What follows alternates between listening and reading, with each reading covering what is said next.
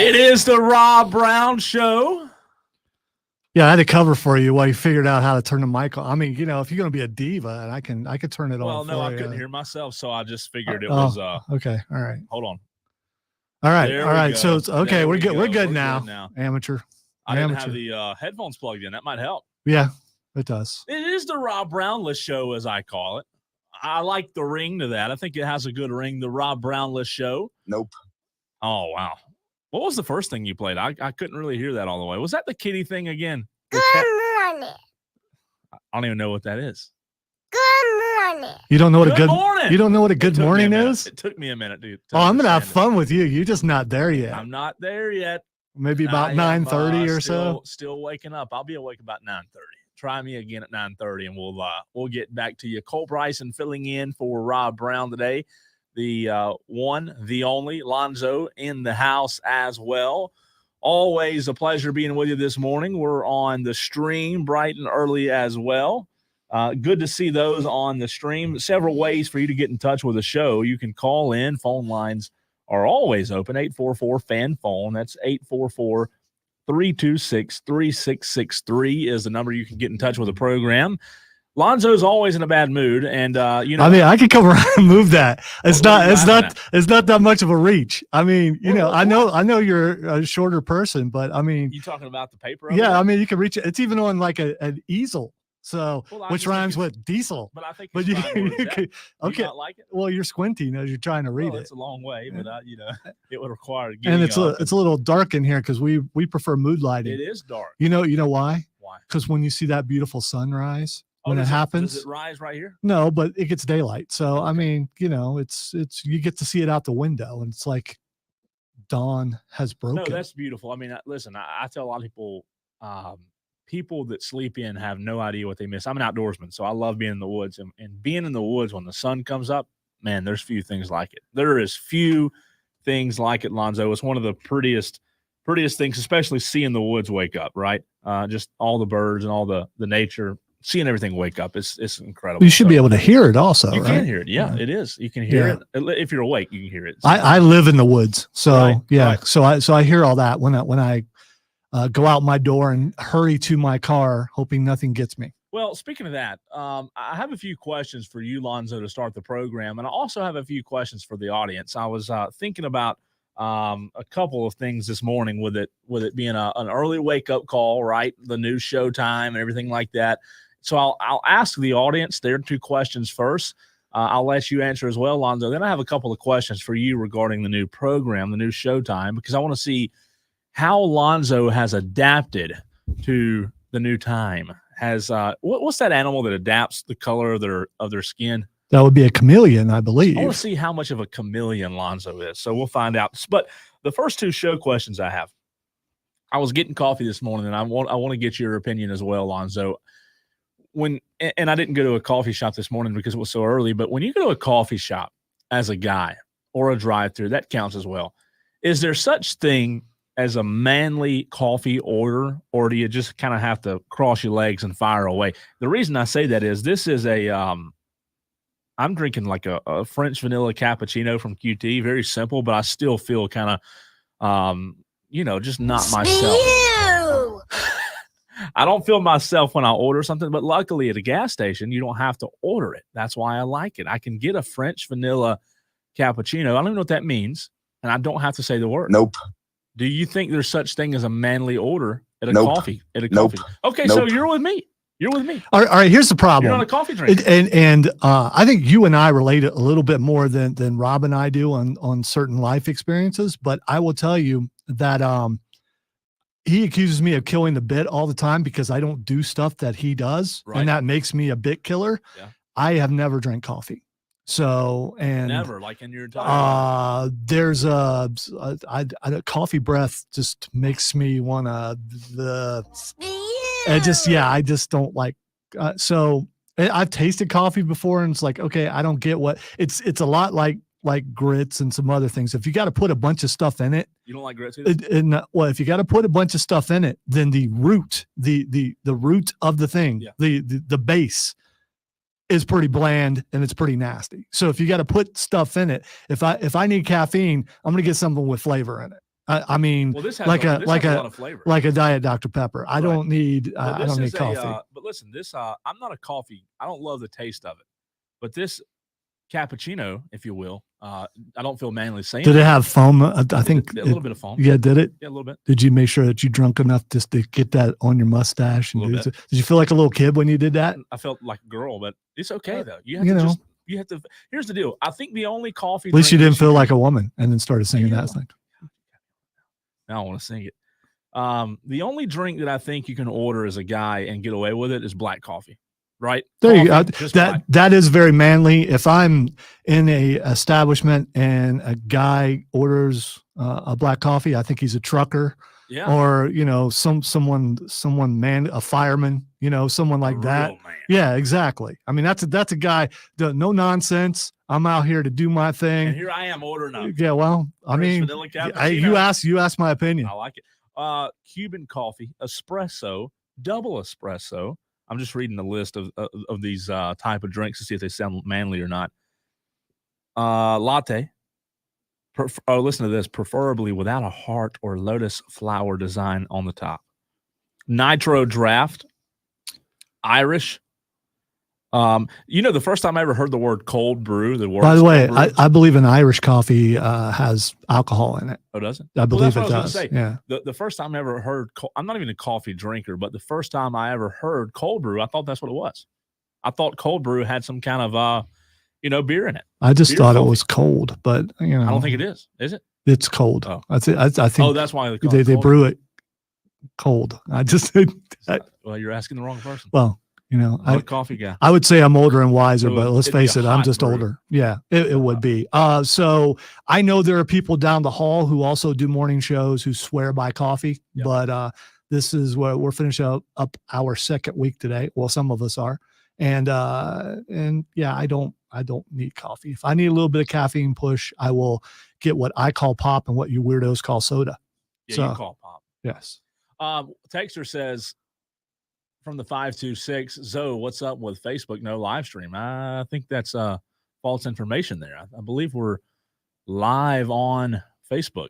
Yeah, we are. If you're looking at Rob Brown's Facebook, I bet that's what it is. Yeah, Rob Brown is not here, so I'm not going to put it on his Facebook. My personal Facebook, it's up on the fan Facebook page. That's what it is. And up on the fan YouTube page, and on the Rob Brown Show YouTube and Twitch. Man, we're everywhere. Yeah, as well as it's on my Twitter page. So check out Lonzo on Word on Facebook or Twitter, and check out the fan Upstate on either Facebook and YouTube, and Rob Brown Show on Twitch and YouTube. So we're up there. You just got if you are normally look at the Rob Brown Show, well, Rob Brown is he's in preparation right now for something. Ooh, so that sounds deep.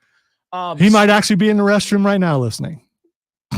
That he could be. He might be, because he is getting a. He already talked about. He talked. I heard a little bit of it yesterday. I'd like to know more about it though, because I'm not a. Well, you're going to have to. You're going to need to do it eventually. All guys do. I mean, I've heard of it, but I don't know what all it entails. So here's what you do. You can't eat for like a day or so. Then you go to. You start with soft foods. Then you go to like broth, and then you have to take things that clean out your system. Miralax is usually what they prescribe, and they prescribed that to Rob, and he said they told him to mix that with Gatorade, which is just sounds nasty. It does sound nasty. Yeah. So, and then you spend some quality time in the throne area, and then later on, some people spend some quality time in your throne area as they stick a camera right up there. Oh. And they go up and check out your colon. That's why they call it a colonoscopy, to make sure there's nothing going on cancerous or anything like that. So it's something that guys need to do. So you're supposed to have it done regularly? Or what? Well, I think it's around your 40s you do it. And then than like every 10 years. So I'm due for another one. I just haven't done it in a while. This is like your fourth after your 40th, right?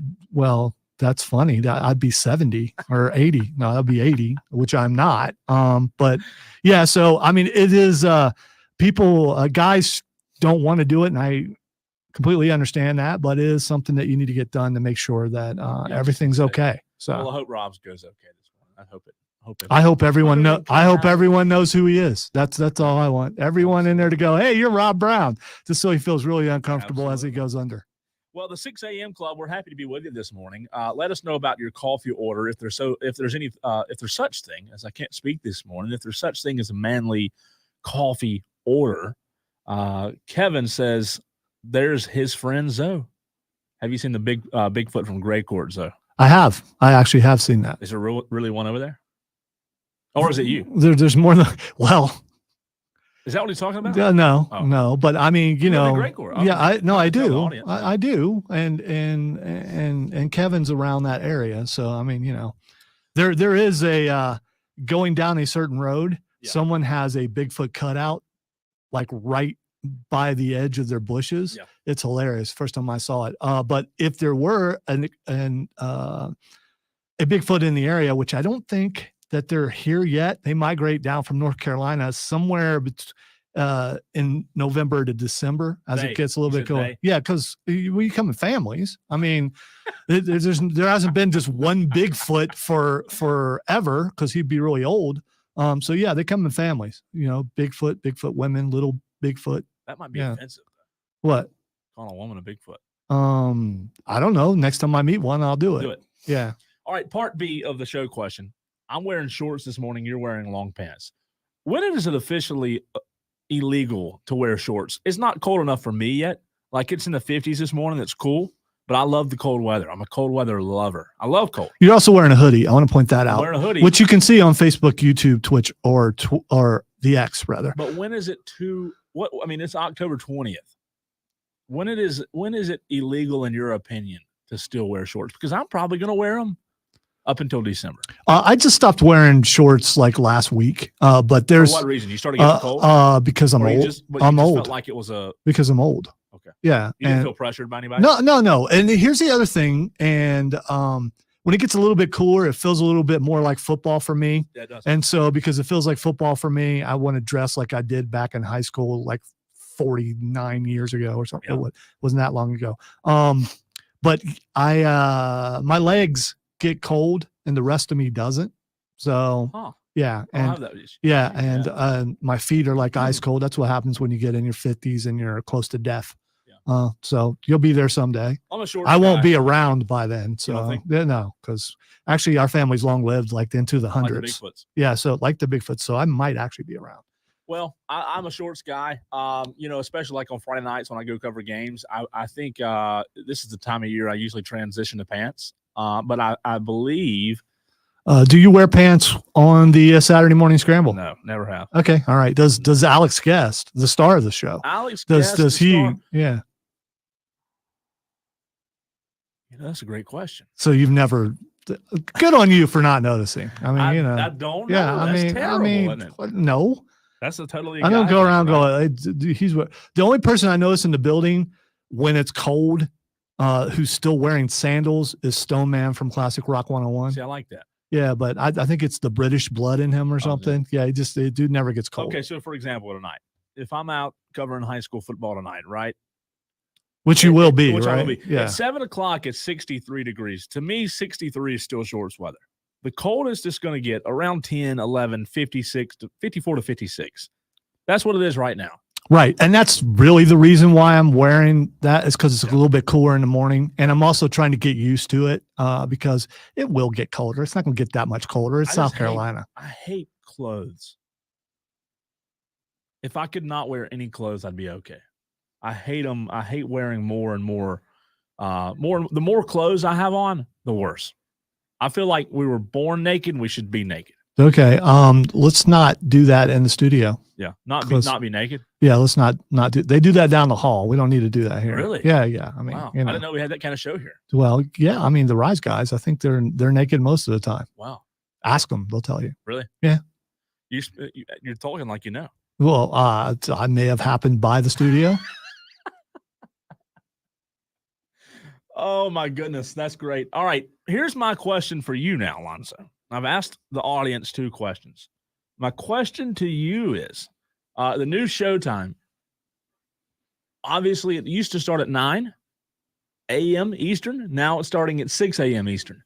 How did the new show, and this is asking out of curiosity, have you gotten used to it yet as far as waking up early? And how did it change not only the time you wake up, but the time that you go to bed? Well, first of all, in radio, there are 2 time slots you want. It's either the morning show or the afternoon drive. Those are the time slots you want. Right. So you will make sacrifices to get there. And we have moved our way down starting at noon to 3, then 9 to 12, and now in the morning, which is the prime spot where we wanted to be. I still work on our sister station, WRD. And I started out over there doing, after a year there, I started doing the morning show and did it for 14 years. So it's not like I haven't been here before. Right. Which was awesome because I got to do everything with my children. I got to go to football and wrestling and all that stuff. Yeah, I was there for everything, which was awesome. Got to see every bit of that. So it was worth it for that. Now it's more about want to do more for this station and also wanting to be in drive time because there's more opportunities. So what's your normal bedtime? Somewhere between 9:30 and 10. That's not bad. I should go to bed earlier, but I don't. So and you're waking up at 4:10 usually. This morning I woke up at 3:50. So you're getting I got up a little bit. Yeah, which normal. I used to have the old whatever Fitbit, and my max sleep was always 7, so I'm technically losing an hour. Yeah. And I don't think 6 is the worst. You might be better off at 6.5 or 7, but yeah. But I'll tell you this: going to bed at 9 o'clock is hard. It is. It is hard. I mean, especially here's what I've always not understood and struggled with. Right. So when I lived in Texas, the CBS affiliate out there, they went on the air every morning at 5:30, and I would listen when I was up. Right. If we were working or whatever it was, but whenever I wake up, I would tune in. Those guys, what I think the biggest struggle is, like for you and them, especially in a big market like Dallas, and we're about to hit a break here in a second, but the struggle is, Lonzo, you have to be up at 4 o'clock. If for their case, a 5:30 airtime, for your case, 6 o'clock airtime, but on the East Coast, so many games don't start until 8 o'clock.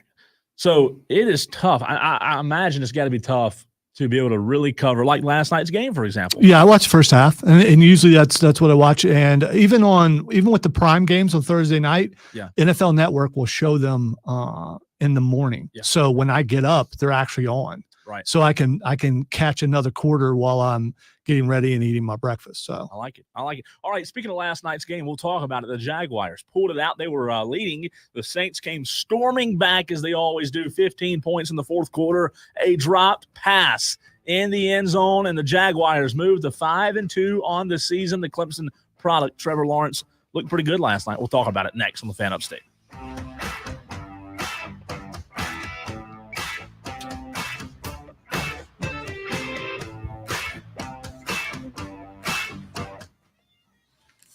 All right, keep in mind we are still live on the stream. So, but if you want to talk, if you want to talk about something else, we can. I can take us off the stream. But good. For now, I mean, I like it. I have to be reminded because you don't want to say something. Well, it's on the stream, so I mean, unless you're talking about a certain person, I mean, you're good. Right.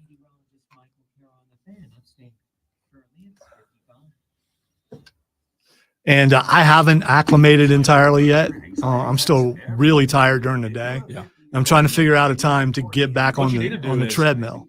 And sometimes I'm looking because I had some knee problems. It still hurts, but I can get back on the treadmill now.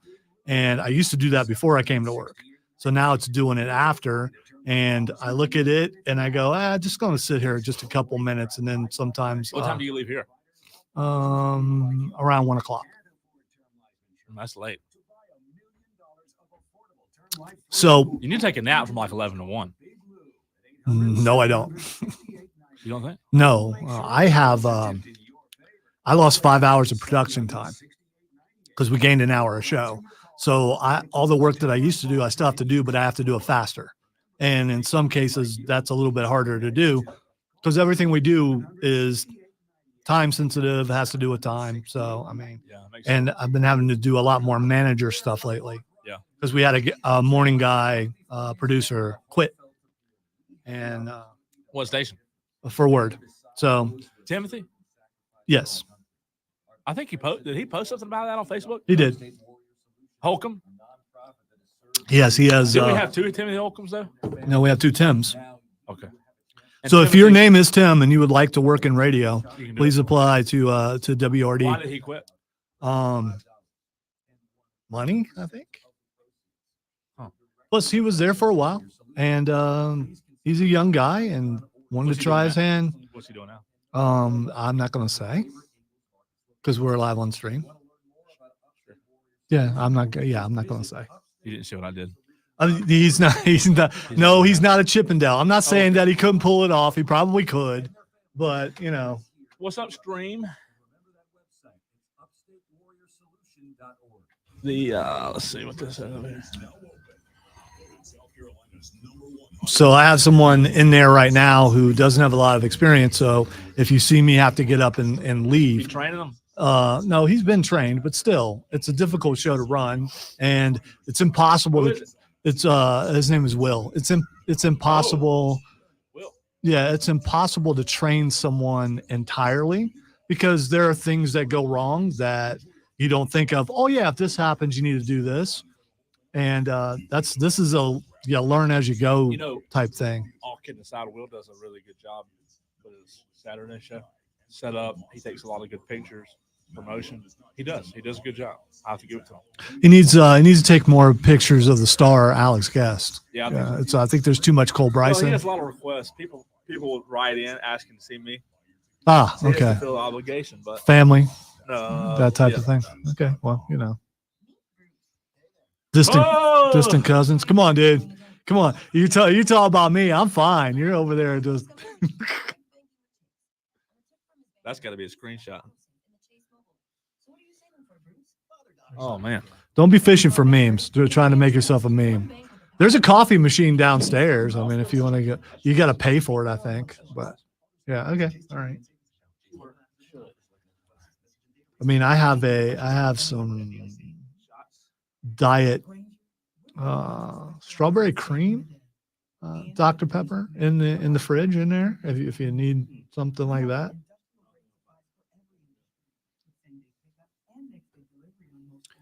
So, guest today? Other than what time is that guest coming in? He's coming in he's gonna come in around 8:10. He's gonna be in the studio. He's gonna be on the air the last 2 segments at 8 o'clock hour. Okay, so we'll have time to go down during the break and get him. All right. No call, no guest though. That's my eating time, but I will take the time to go down and. I can go down there. I don't care. Yeah, but you gotta have a key to get in both doors. Yeah, I'd be locked out. You would. Then there'd be no show. Oh no, I'll do it. And on that, I would have canceled. Then I'll laugh at you. No, I don't want to do it. I'm not good enough. So yeah, but together, we're adequate. You know what I was gonna do if me and you worked in the same building and we had time this morning.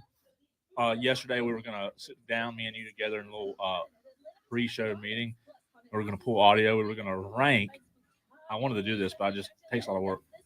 We were gonna rank the best ever songs about Friday.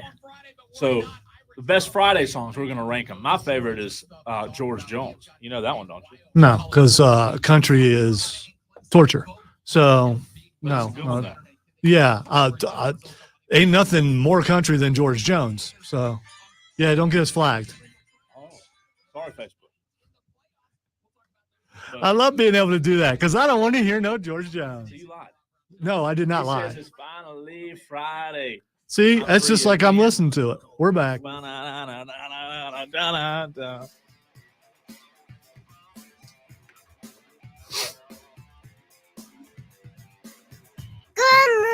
The award-winning Rob Brown. Two-time South Carolina Broadcasters Association Sports Show of the Year. I like it. The Rob Brown Show. Yeah. I feel so honored. We went to ceremony and everything. Rob and I We dressed up as Cowboys. I saw pictures, yeah. believe it or not. Yeah. We stole that show like we do every morning 6 to 10. Ooh, I like it a lot. Last night we had on Prime. We're not talking about Colorado. We're talking about Amazon Prime. We had the Jaguars and the Saints last night. As Lonzo said earlier, he watched the first half of that game. I was in the same boat as Lonzo. I watched highlights this morning, so I know about what happened at the end. Yep, and I was in the same boat. I went to bed at halftime as well. The Saints came storming back, 3 points in the third quarter, 15 points in the fourth quarter, and they had a chance. They had a chance to tie the game in the end zone in the final segment, in the final seconds, and the ball was dropped. I did see the only Rob Brown, host of this show, who is a Saints fan. He was a little frustrated, if you will. Yeah, like he normally is. Right, he should be. As a Saints fan, you're used to that. Saints fall to 3-4. Jaguars 5-2 on the season. I think that was a big win, even though it's the Saints. Still a big win last night. Trevor Lawrence was 20 of 29, 204 yards and a touchdown. And believe it or not, what was interesting was ETN had a nice touchdown run. But do you know who finished the game, Lonzo, as the leading rusher for Jacksonville?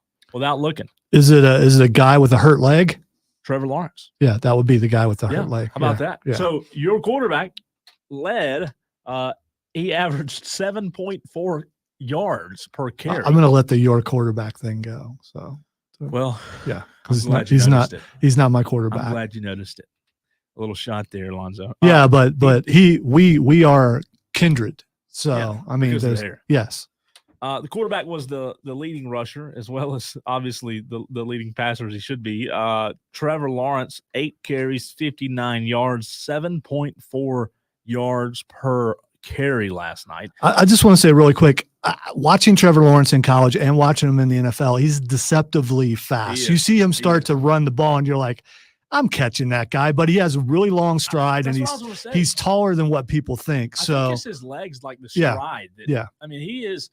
What is he, 6'5"? Something like that. I think, yeah. He is for somebody tall, though.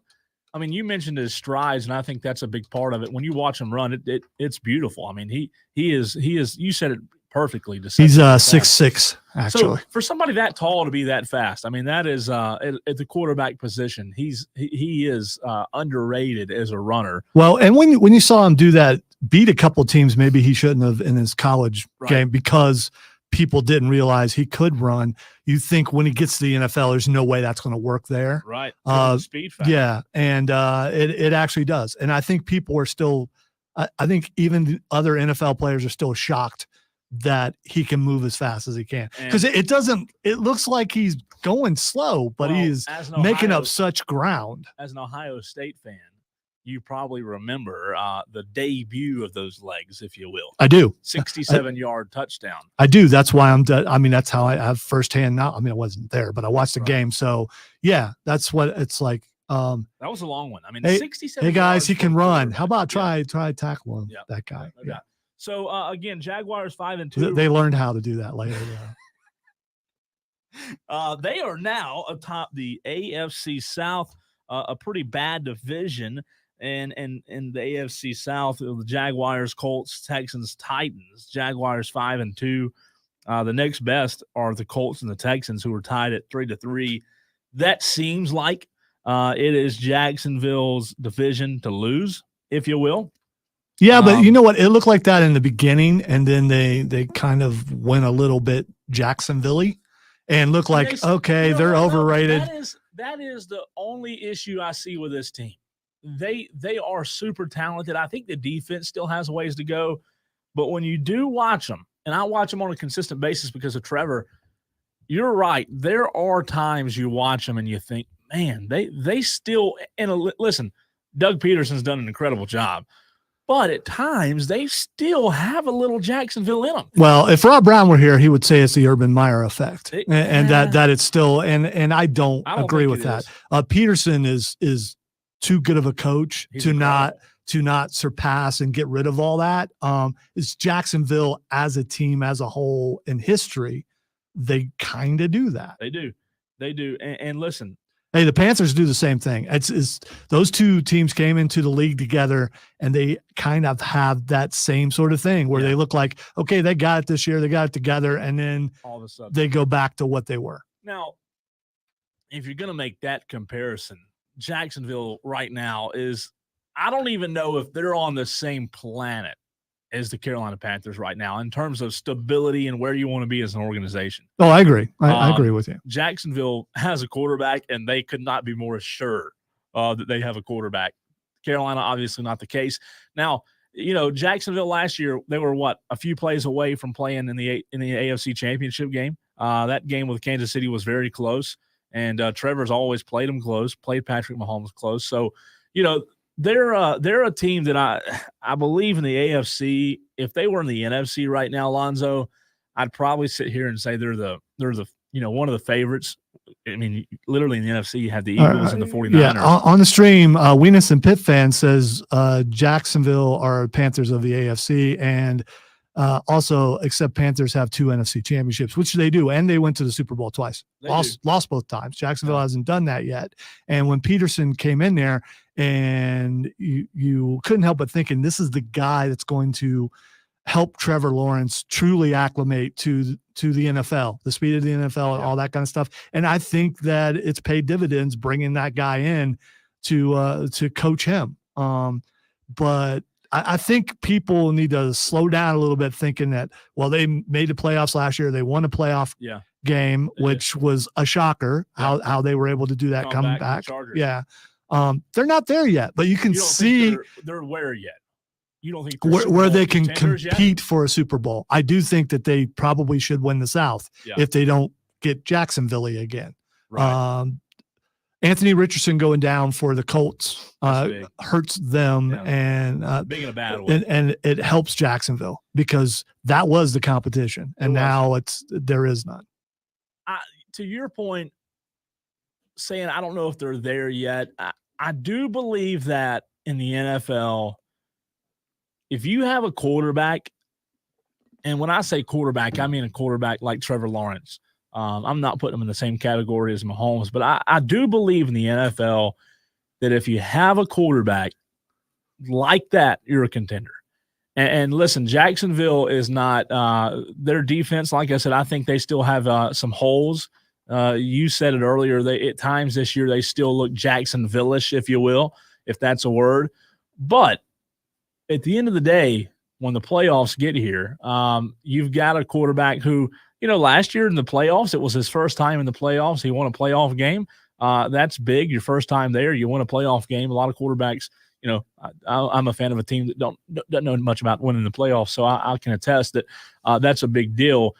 But I think with a quarterback in Trevor Lawrence, as good as he is and as talented as that offense is, I think they are a contender. I really do. Now, to the point that the comment on the stream, except the Panthers have 2 NFC championships. Well, how long did the Jacksonville Jaguars have Blake Bortles as their quarterback?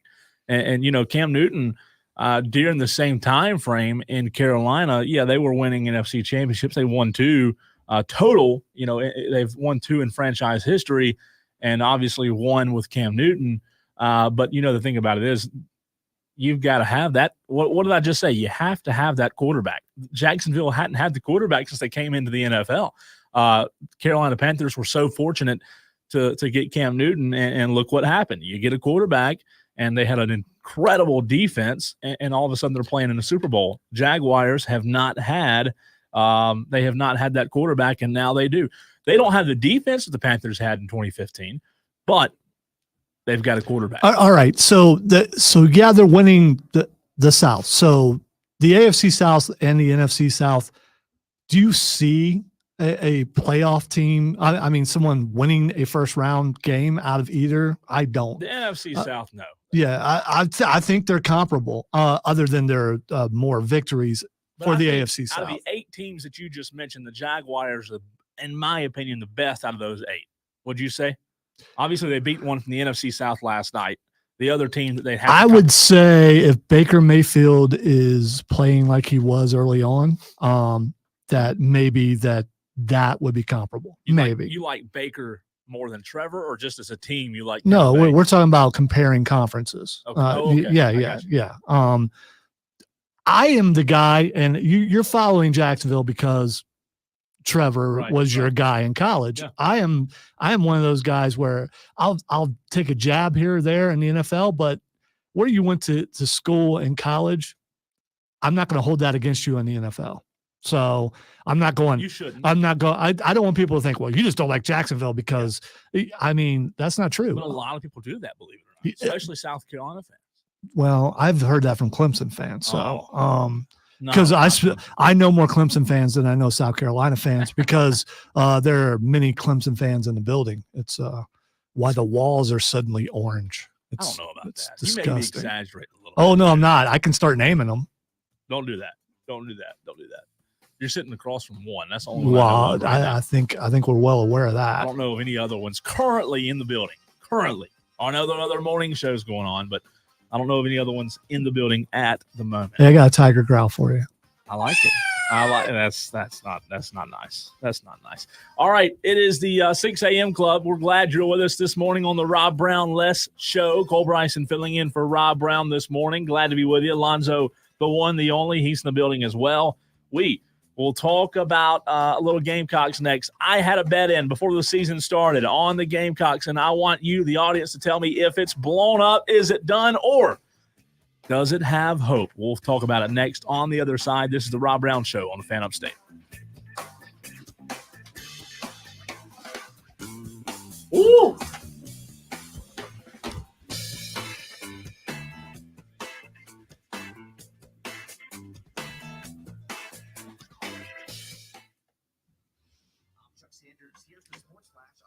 Come on, Cole. You got this, dude. I got this. It's raining outside. Is it raining? Yeah, it's been raining. Look at the window. You don't see the window? It started this week?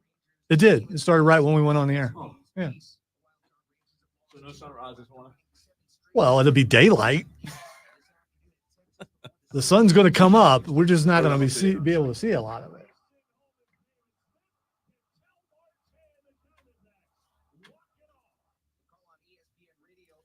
Oh, I'm missing some comments. Weenus and Pitt fan accept Panthers. What's up, Jacob? Good morning, Lonzo, as well. Weenus and Pitt fan. Jackson started at the same time as Panthers. Patrick with a chicken. Oh, I guess he liked us. We're saying something about Carolina next. Well, look at his picture. I mean, yeah. I mean, I know you're having trouble seeing this morning. I have contacts. I'll pull for Jacksonville because I want the South of the SC to be tough. I'll pull for Jacksonville because I want the South. Huh. Welcome, Cole. We got to get my Catamount some love against Furman this morning. Ooh. I don't know, man. Furman's awful good. Furman's had, I think, ranked number 3 in the nation, I believe. Past 2 or 3 years, they've really, they're legit. They're legit. Just a reminder, at around 54, there's not going to be any music. You just hand it off to me. Flash. For a sports flash. Yeah, we're not doing news flashes. Sports flash. Sports At flash. 6:54. Yeah, around there. And same as 7:54, same at 8:54. There isn't one. If you want to wake up, turn the ring light on. Yeah, Diesel did that last time I hosted that thing. Or maybe it was you. It was me. Man, it's all right. You shouldn't get confused. Diesel has a wrestling beard. I don't. There's more than one button there. I'm just saying. Let me look and see what I look like with the light versus all. Ooh, Would that be Gaffney Indian football? I don't know. Where's that? On this stream. Turn your light on, and then there's a couple buttons above it that will change the strength of it and the kind of. There's a comment on the stream. How about some Indian football? Go on ready. All right, let's go. Ooh. Woo! Oh, change the colors. There you go. Yeah. All right, here's the lowest. It might wake you up. Rob, you shaved. It looks good. You got shorter too. I don't know what happened there, but you know. That versus that. I like that. I like no light. I have to give myself a little light so I can read, but I don't know how to do that anyways. Well, I could put my stuff up on the screen, but I have a limited bed that I'm supposed to do all this in, and it's a challenge. I wish I was doing that. So I, normally Rob writes a good portion of the Sports Flash, and then I rewrite it to how I write. So if you have any complaints today, listeners, I wrote everything. So I mean, which is what I'm supposed to do. But Rob has I think a journalism degree or something. So why not have? But he writes for TV, and I keep telling him, you're writing for TV, you're not writing for radio, and the best way to write is write how the person speaks. So I call it Mongo speak because I speak like Mongo. Lonzo speak like Mongo. Lonzo Pawn in Game of Life. You have never seen Blazing Saddles? Nope. Oh my gosh. I'm not a movie guy. You know that. Yeah, I do know that. But even as not a movie guy, you know what a TV is. You watch sports on it. There on occasion there are things other than sports on TV. NCIS New Orleans is about there you go. But see, that's something. That's the only thing I watch. So you don't know about the guys rite of passage movies that you have to actually watch, which is probably changed by now. But there are a couple movies you need to watch: Blazing Saddles. You need to watch Caddyshack. Now I'll tell you this. Have you watched a Star Wars movie? Yes. Okay. All right. I liked it when I was younger. Okay. And I still I don't have any problem with it. Yeah, because you made it sound like that you've grown up and now you don't. Yeah, but that's fine. I do like, though? What is that? I do like on TikTok. Howard Johnson is right. Go ahead. You've never seen the movie, so you wouldn't get it. On TikTok, there will be short movie clips, like the interesting parts of the movie, and it'll catch my attention, and it'll make you see the size of that chicken. I'm listening to you, but I'm also commenting on. I'm gonna pull up the movie last night. Oh, that I haven't seen that somebody told me last night. I cannot believe you hadn't seen it, just like you. The Equalizer. The original or the one with Denzel in it? Denzel. Okay, I haven't seen the one with Denzel in it. When's how old is the original? Oh, it's old. I think it was a TV series. Really? Yeah. The one with Denzel was 14. Oh, it was a series, yeah. Yeah, I think the Equalizer 3 just came out in the theater. Oh. Yeah. I didn't know there was Yeah, there've been a couple. Well, with Denzel and all of them. I think this last one he said will be his last one, but a lot of people say that till there's the very first ones. No. They're his movie. Oh, okay. There's been 3 movies now. One just came out to theater like a couple months ago or a month ago or something. So there's been 3 plus the Equalizer, the series. Yeah, he wasn't in the series because that was a long time ago. There's been 3 different. Yes, 3 different Denzel movies. I need to listen to y'all's movie show that y'all do on Saturdays. You might be lost, but you also might smile. I mean, ain't nothing wrong with that. About more, we talk about everything, dude.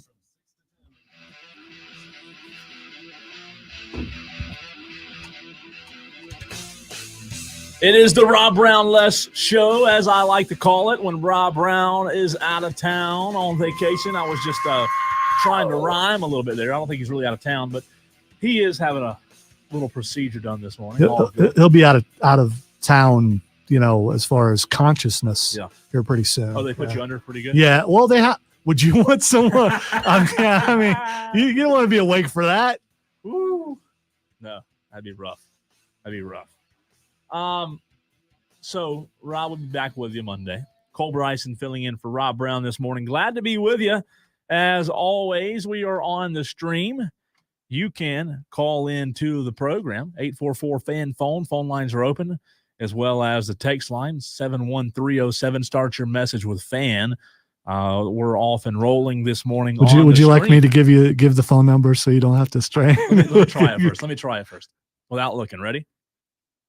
I say this like 6 times every week on the Saturday show. So I should know it. 844-366. No, 326. 844-326-3663. There you go. There's the number. There you go. Oh, I was one number off. 844-326-3663. One more time. is the number you can get in touch with the program. Call it, line it up. Let's go. What weekend show are you talking about, Cole? Saturday morning scramble, each and every Saturday right here on this lovely station. It's not as lovely as it used to be. Lonzo used to produce every now and then. I did my one this year. You did your one. And hopefully one and done. Hopefully it won't be another one. But it's just like Duke basketball. Yeah, that's me. It's a wonderful program. You should check it out. You get all the latest things that are going on in high school. Plus, he's live at a local Ingles with the star of the show, Alex Guest. Yep. And he also has a bunch of guests who are like high school coaches, writers, things like that. If you want to know what happened the night before, it's the show to listen to. Well, here's the deal. 8 to 10 right here on the Fan Upstate. What you get with me. And because I'm on this morning, we are going to talk a little high school football. I'm not going to change who I am just because I'm on a different show, Lonzo. We're still going to do a little high school football coming up in the program, so don't you worry. A lot of good games tonight. Lonzo and I will talk about them. Also, coming up on the program, Trey Stewart from the Greer Citizen will join us. Trey, first year writing for the Greer Citizen. He covers a couple of teams over in that area, including the Burns Rebels, which you can hear right here on the station every Friday night. But Trey... Not tonight, though, because they have a bye. They have a bye. Thank you for clarifying that. Trey will join us in the... That's all I do is promos. All you do is promo. Yeah, I mean, that's all I've done for the last minute. Well, you know what? We don't appreciate you enough around here, Lonzo. Yeah, well. Ever since, and we'll get to my bet in a minute. I just want more money. I mean, if you appreciate me enough to give me some cash, I'm good with that. Ever since I called Lonzo the producer and he got offensive. Excuse me. I have been more appreciative of Lonzo because he is not only a producer, he is a co-host / producer / executive producer. All right. Yeah. There's a name on my wall out there. Executive producer. Yeah, on my door, rather. / co-host / yes. Long-haired hippie. I'm Rob Brown show. Also known as a with and an and. Yeah. I like it. All right. Before we get to the top of the hour, the end of the hour number 1, by the way, we appreciate those in the 6 a.m. club joining us this morning on the program. Lonzo, audience, are you ready? I really need some help on this. I put a bet in at the beginning of the year that I'm not a South Carolina fan, by the way, so this may surprise you. Are you serious? You're not a South Carolina fan. Let me tell you what I did. Obviously, it looks like it's a mistake, but I thought South Carolina would be better than they are this season, and I put in a bet that South Carolina would win more than their total. Vegas had them at 6.5 games to start the season, Lonzo. So I put a bet in that South Carolina would win more, which would be over 6.5 games, and over 6.5 is 7, if you didn't know that. So I had... there was a moment of pause there while I tried to figure that out. So 6.5 fingers out. Okay.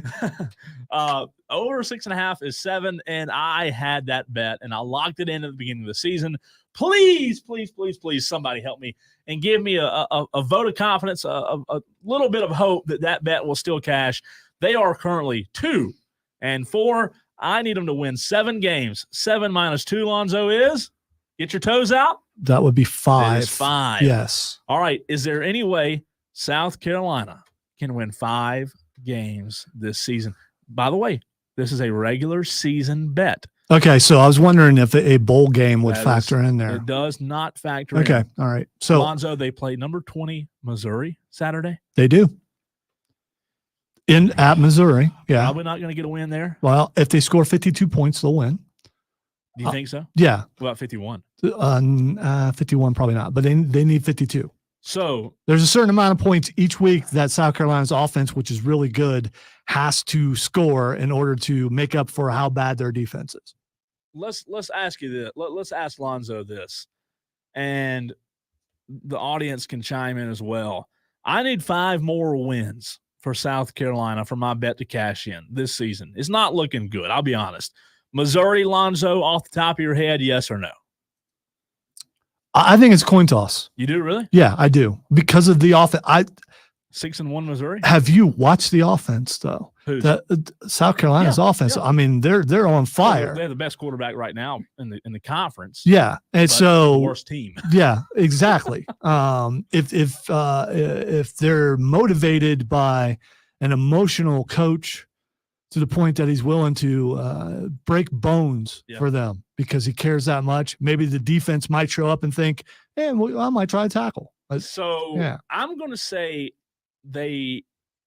This is the hard. Carolina goes 2-5. This is the hardest game that they have left on the schedule. Okay, so if my bet, I need 7 wins. They're 2-4 right now. Missouri, Lonzo.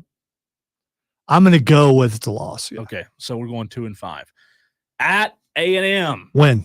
Really? Yes. Okay, so if you're right, I'm going to improve to 3-5 on this season. I think offense pulls it off against that. Okay, that team. Jacksonville State. Yeah, obviously a win. Yeah, we're 4-5. Home hosting Vandy. Win. Which we're 5-5. Yes. Remember, I need 7 for my bet. Yeah, I know. So I need 2 more. Are you ready? Kentucky. Yes. That is now a rivalry. That's tough because of all the culture versus whatever that was last year. Rivalries. Both teams have to win it. No, that's true. But what I mean is South Carolina wants to beat them. I know. I'm with you. And it's in Columbia. Yeah, that helps. And then the last one's really gonna bother you. So here's what it's going to come down to. Yeah. The way this is going to happen. You see what I'm saying? In order for you to win, your team has to lose. Yes.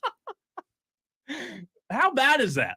That's what it's going to come down to. I don't know. What do I do in that situation? Just you're happy either way, depending on how much money you put down. Because if you don't win the bet, then at least your team. Oh, dude, really? Okay. So what do you do now, Lonzo? Yeah, you root against your team. That's what you do. Would you do that in that situation? I wouldn't bet in the first place. Right. If anyone who's known me throughout my history of radio, I don't do really well in bets. Yeah. So I'm Nobody not. Does. Well, somebody's got to win some, or they wouldn't still be betting. That's what Jacob just said on the stream. He said, "What if we're 6-5 when we go into the Clemson game and we get the 7th against Clemson? What then?" Lonzo just said it. I guess I'm in a tough situation there, right? That's a tough one. Here's the thing. In my opinion, Spencer Rattler is the best quarterback that Clemson will face the rest of the season. Yes. The Notre Dame quarterback's good. I think Notre Dame overall is a better team. Yeah. Than South Carolina, but I think Rattler is a better quarterback. I agree with that. I do. I agree with that. And Leggett is a weapon, and they're about to get another offensive weapon back. So, and if they start using some freshmen that are pretty good too, I wish they had some secrets on defense that they could throw out there. So, I'd be worried.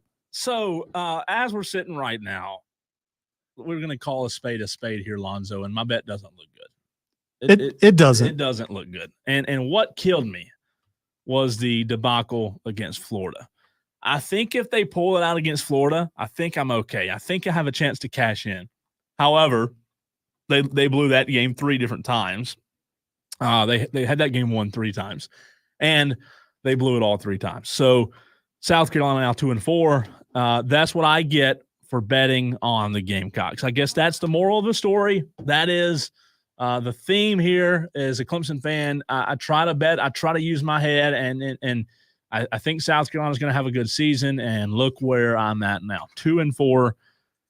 Not looking good on the over 6.5. By the way, that's what the line was that's what the total was all off season from Vegas, and it never changed. So, can you truly be a fan of the team that you pull for and then put money down on your rival to win? I don't know. I mean, that's maybe not, but maybe you have a problem. Maybe you do. I just, By the way, I hope you win the money. I hope I do too. I do. Especially, I hope it comes down to that last game. That'd be bad, and you win the money. That'd be bad. All right, Lonzo, I hand it off to you, the one, the only Lonzo, for the 6 a.m. Sports Flash.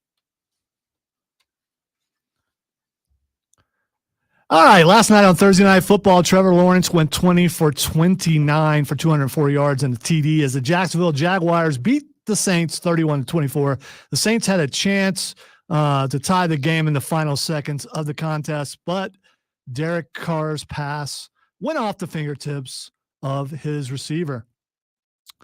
Tomorrow in the Battle of Columbia's, the 2-4 South Carolina Gamecocks, like their coach, limp into Columbia, Missouri, to take on the 6-1 Tigers. The Gamecocks bring one of the top offenses in college football, led by Spencer Rattler and Xavier Legette. Unfortunately, they also bring one of the worst defenses. Kickoff is at 3:30.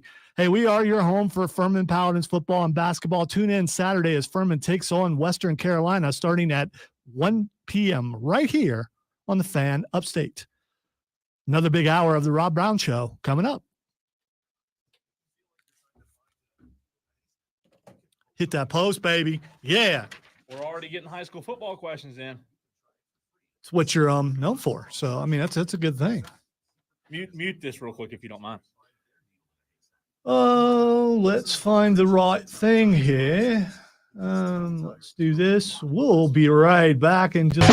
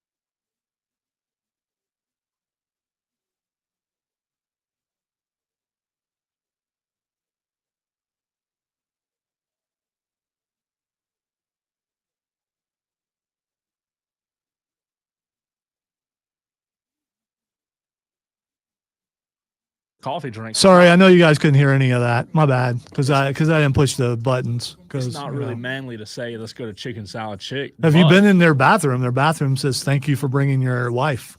No, I didn't know Yeah, that. it does that. Yeah.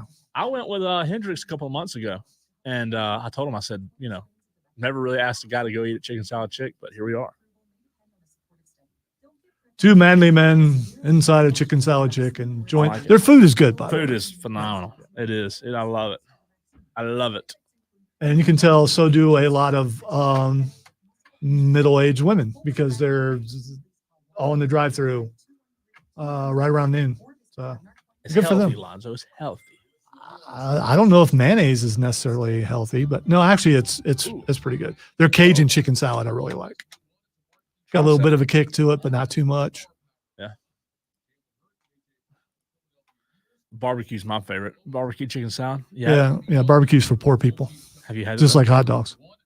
Have you had barbecue chicken salad from there? Maybe. We tried a lot of their stuff when they first came over there. They've been there for a while.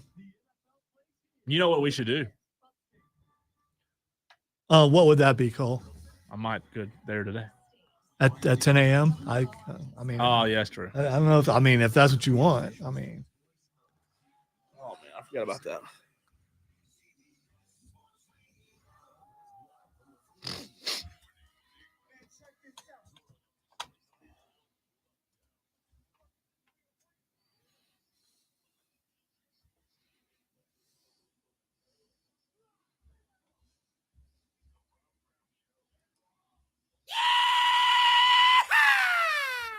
Yeehaw! It is the Rob Brown Les Show. I like that. I like that a lot. I think that fits us pretty well. How long did it take you to record that, by the way, in the bathroom? You yelling like that? That was actually the dude who no, when the plane wrecked. It's that guy. I don't think it was. Yeah, it was. I don't need to go to the bathroom. I have state-of-the-art studios all over here too. It does have kind of a bathroom reverb to it. Yeah. But I'm an award-winning producer. I don't have to. Yeah, I don't need that. Anybody got time for that? All right. We're glad you're with us. Nope. We have now transitioned out of the 6 a.m. club. Is it getting daylight outside yet? Let's turn the other way and look. It is not. Let's turn back the other way. We'll check back in a few minutes later. It's raining. Hope you're traveling safe this morning out there on the roads in the upstate of South Carolina or wherever you're finding us this morning. Hey, let's do that thing. Hey, make sure that you turn your lights on when your windshield wipers are on. Because if you don't right now, no one can see. Yeah, it's dark. Yeah. That is a good tip when it's dark outside to turn your lights. Yeah, you should do that. Still, some people don't. You know what I hate? I hate when it's on trailers. When you have a truck or so pulling a trailer, they don't have any lights. You run up on them because you're driving way too fast to begin with, and Well, I had Mr. Brightside who I couldn't shake this morning. So I mean, it's Mr. Brightside. Yeah, it's one side of their light that where they have to have their brights on. Well, actually, this is on 385. Where they have to have their brights on because their regular lights don't work. So one of them's bright and one of them's not. So yeah. So you try to find other traffic to get in front of, so you don't. Yeah. Believe it or not, my car's set a little low, so the lights are just right there. It's, I know you're not going to believe this, but there was construction on 85 this morning. No, they don't do that. That's done, right? Yeah, right. So I sat for a little while. Steven says, when it rains hard, turn on your flashers, Rob says. I do that. Come on. Rob, speaking of Rob. Come on. That's funny. Only when it's – let me finish my statement first. Only when it's pouring terrestrial rain. I mean, Lonzo, so bad you can't see it, so bad you can't see in front of you, then I do think you turn your flashers on, but not like regular. I don't know what the state law is. I do know that is annoying, turning those on in rain. Because to me and Steven, at least. I think it's the practical thing to do when it's pouring. No. I think it says I can't drive in the rain is what it says. So if you need to turn your flash, just pull over to the side. Wait till it passes. It'll pass over. Come on. Guilty. Come on. I'm guilty. You're Cole Bryson, man. You're like out in the woods hunting deer and fishing and stuff. You can't. Out there. Well, that's true. But you know what's harder to see? It's harder to see flashing lights than it is the solid light in the rain. I'm just saying. And people who panic driving in the rain already go, oh my God, there's supposed to be an accident or something. And then they slow down when they shouldn't, and it causes other problems. 85. Yeah. The answer is 85. All right. Because we've had several requests, because I'm hosting this morning, as I said during the first hour of the program. Nope. I do host the Saturday Scramble, where it's a high school football program for 2 hours, but we have a lot of high school football interest in the upstate. We'll talk a good bit of high school football this morning, believe it or not. I've already had several messages come in on the stream, where you can find us as well, the Fan Upstate Facebook page, where not only can you listen to us, but you can have the pleasure of watching. I hate that for all of you, but it's amazing because you get to see me. My hair is it's I've got the rain look today, so it just poofs out a little bit. So don't be jealous, but watch anyway. Do you remember where we first met? You and I? Yes. Oh, we're going. I didn't know we were getting romantic. Yeah, we are. Do you remember? Because I don't know if you do. Because we have because we have a mutual friend who asked you to call into a certain show. Was it an in-person meeting? No, it was a high school show, a high school scoreboard show that you called in on, and it was pretty cool because we didn't want to do that show.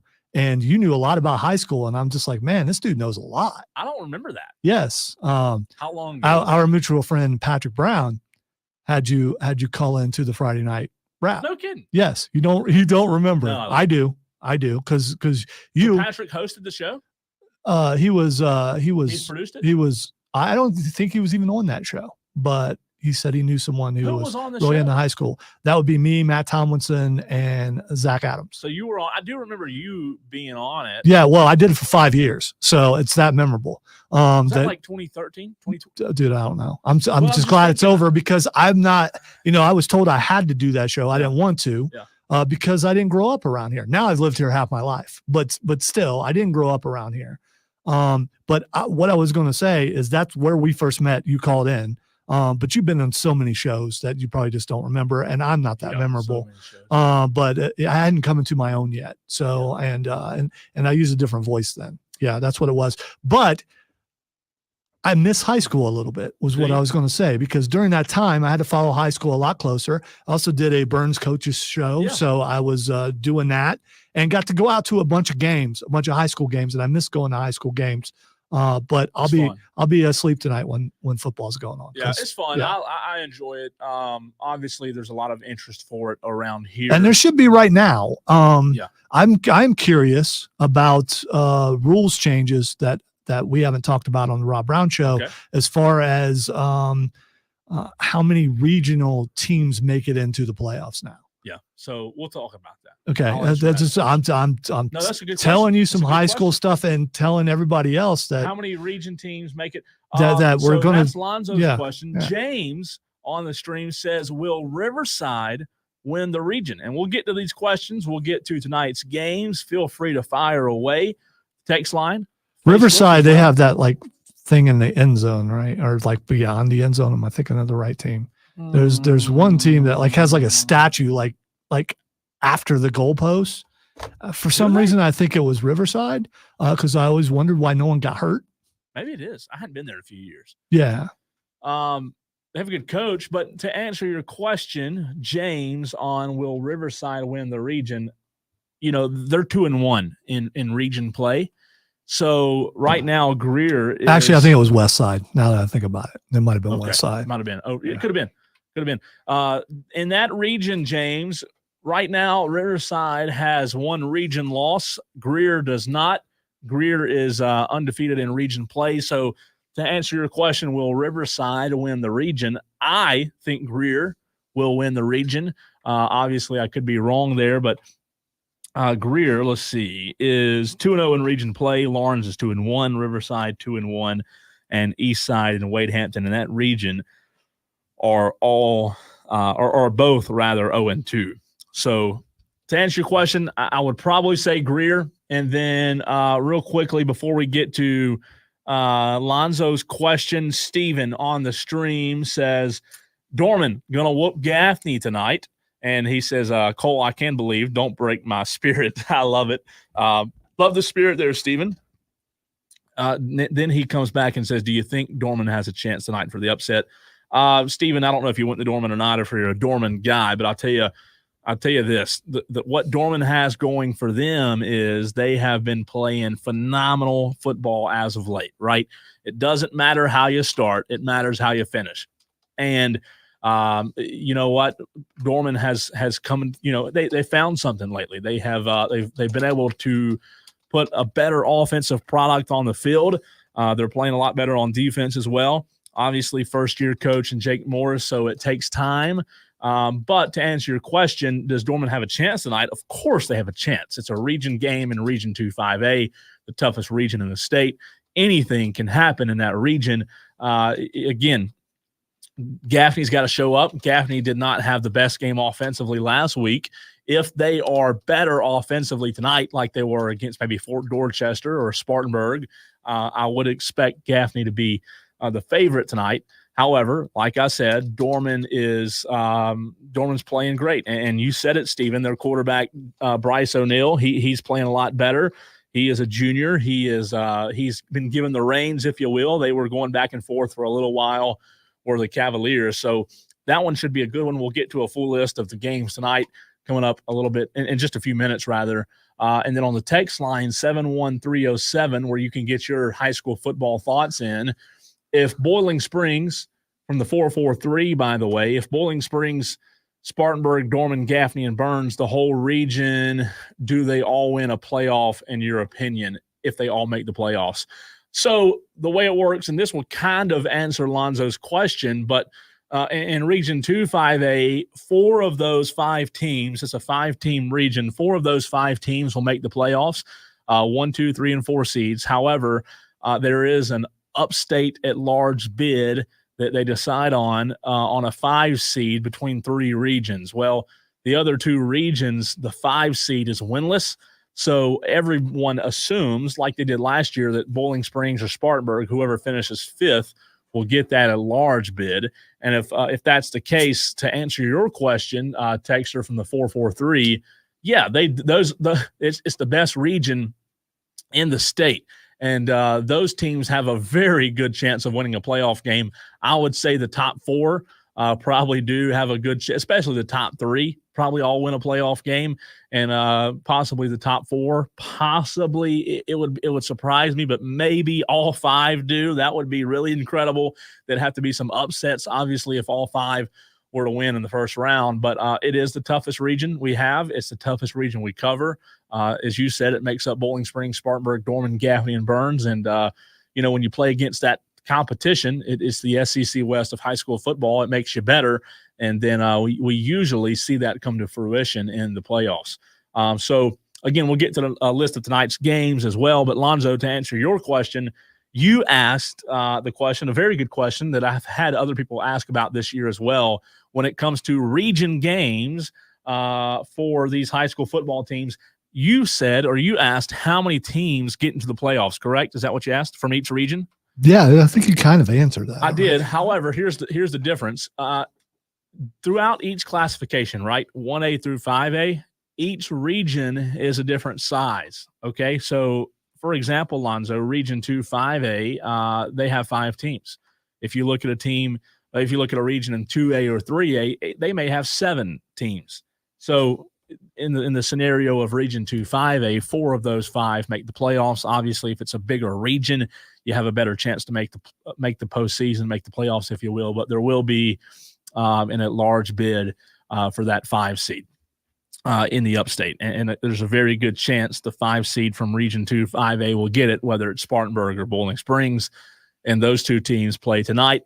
The winner will get the 4 seed. The loser will probably drop to the 5. And speaking of tonight's games, there are a lot of good games going on in the area tonight across the upstate. I don't know, Cole. It's raining. Well, don't even give me yeah, it's raining. So I mean, I know it's football, but it's raining, and they have not announced moving any games. There were 4 I or did 5 last night. Were there? Yeah. So they already did move games. Yeah. Are you serious? Yeah, I'm serious. Because it rained. Now, before we're going to get to the night schedule, I promise. But Lonzo, here's my question to you. And there were last night Southside Christian versus Ware Shoals, Easley Westside, Landrum Liberty, Anderson Christian, Dixie, and McCormick at Calhoun Falls. My question, what I think about, and I could be dead wrong here, but somebody mentioned this to me earlier in the week, Lonzo. Do the games being moved to Thursday have anything at all to do with gate money?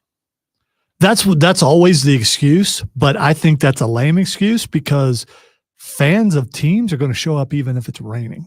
They do that. I would think that more show up on a Friday, even if it's raining. Yeah, Thursday, because right? they don't have to work the next day. Yeah. And I just Yeah. I don't know that there were at those games that happened last night. I don't know that there were more fans at those games because they moved them to Thursday. All right. I did hear on the weather there's a chance of maybe thunderstorms tonight. So I think if you move it because there's a chance of thunderstorms, maybe I kind of, but in the end, it's just rain, people. It's just rain. It's not soccer. It's not baseball. Down, it's stinking football. The percentages have gone down.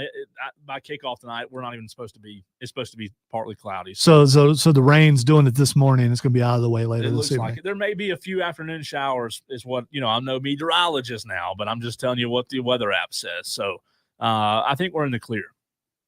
But this is a back in my day. I don't care. I know I'm old. This is even back in Cole's day, which wasn't that long ago. It's just, to me, it's pathetic. Like, what kind of message are you sending when we're saying we can't play football, the toughest sport there is, when it's raining? You could get deep and say it's a reflection of society today, but we don't need to do that. It really comes down to they say it's about the gate. And if you're a fan who won't show up in the rain, you're soft too. That's right. Right. I mean, that's really what it comes down to. All right. Here's what I've done, Lonzo. I do these games before we get to a break. I do these games by classification. That way, people who may be new to the area can understand the classifications a little bit better and who is in what classifications. So I'll tell you what we'll do. We'll take a break, come back, and we will hit tonight's games for high school football. We'll do a little high school football preview of what's going on in the upstate tonight. Cole Bryson filling in for Rob Brown. Always a pleasure being with you. The one, the only Lonzo. He's back there pushing the buttons, making us sound a lot better than we are. Also on the stream, you can see that illustrious long hair on Facebook at the Fan Upstate. It's the Rob Brownless Show on the Fan Upstate.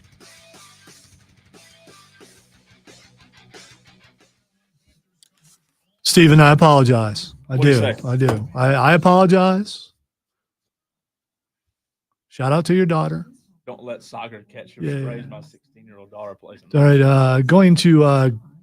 I'm going to be completely honest here. I have to tinkle.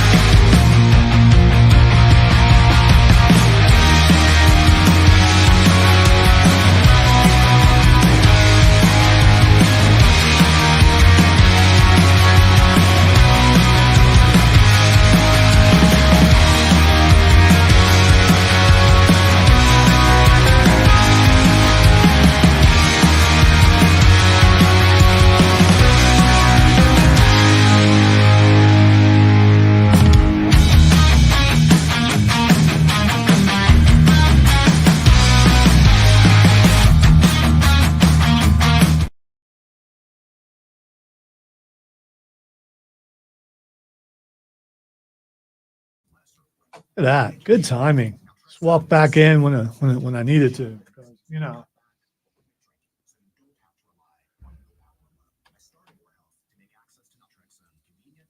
I'm sure Rob is really hungry right now.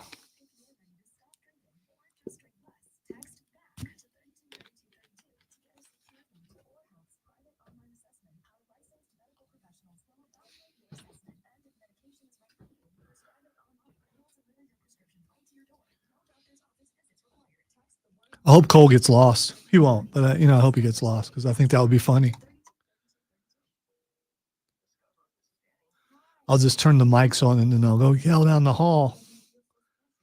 And you guys can see me do that if he's not. He's got time now, but.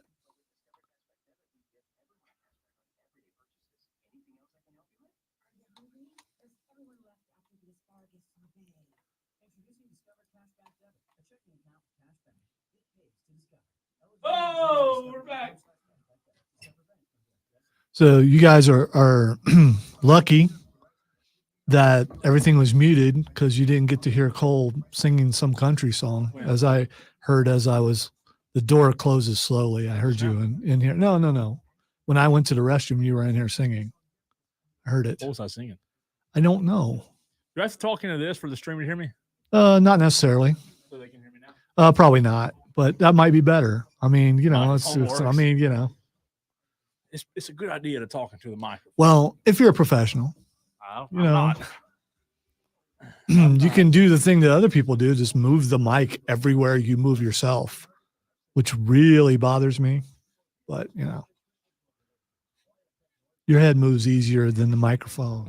Look at that. Wow. Over under 10 pounds of food, Rob. I don't know. He has lost weight, and he's probably going to put a bunch back on, possibly. This could be. Rob Brown Show. What do you want to talk about? Okay. What's your name? All right. Hang on, Lance. Lance Stevenson? Yeah. It sounds just like him. Does it? No, it does not. We have a caller? Yes, we do. What's you want to talk about? Probably not high school because that's how it works. You said Carolina football. Of course. It never works. Well, you're an expert at that, so. Yeah, absolutely. I'm just a, guy over here pushing buttons. That's all. That's what it says in your door. Guy that pushes buttons.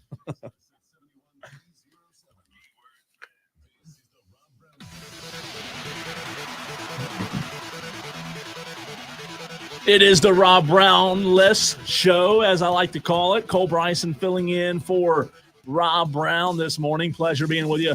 The one, the only, the illustrious Lonzo is in the house. You can see him on the stream. If you want to just see somebody beautiful this morning, just turn on the stream and bam, there he is right there in his full glory.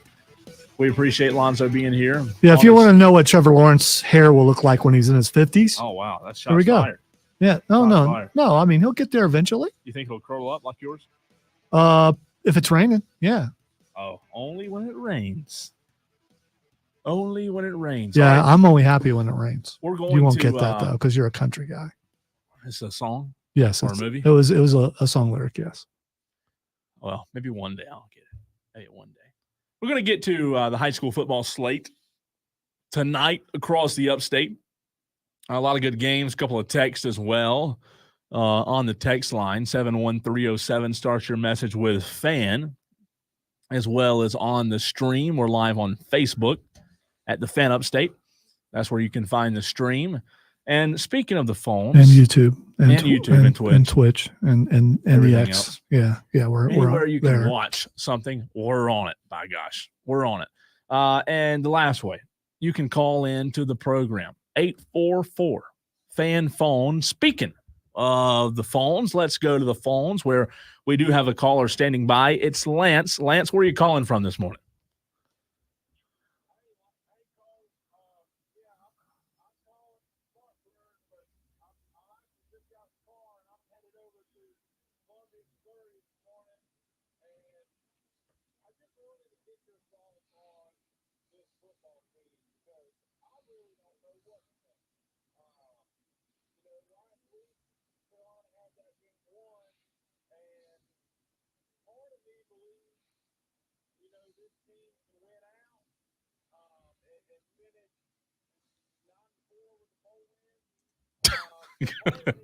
God.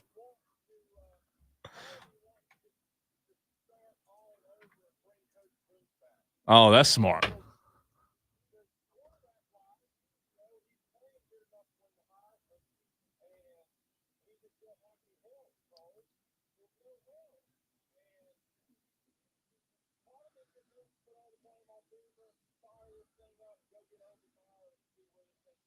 Lance, have you had your coffee yet this morning?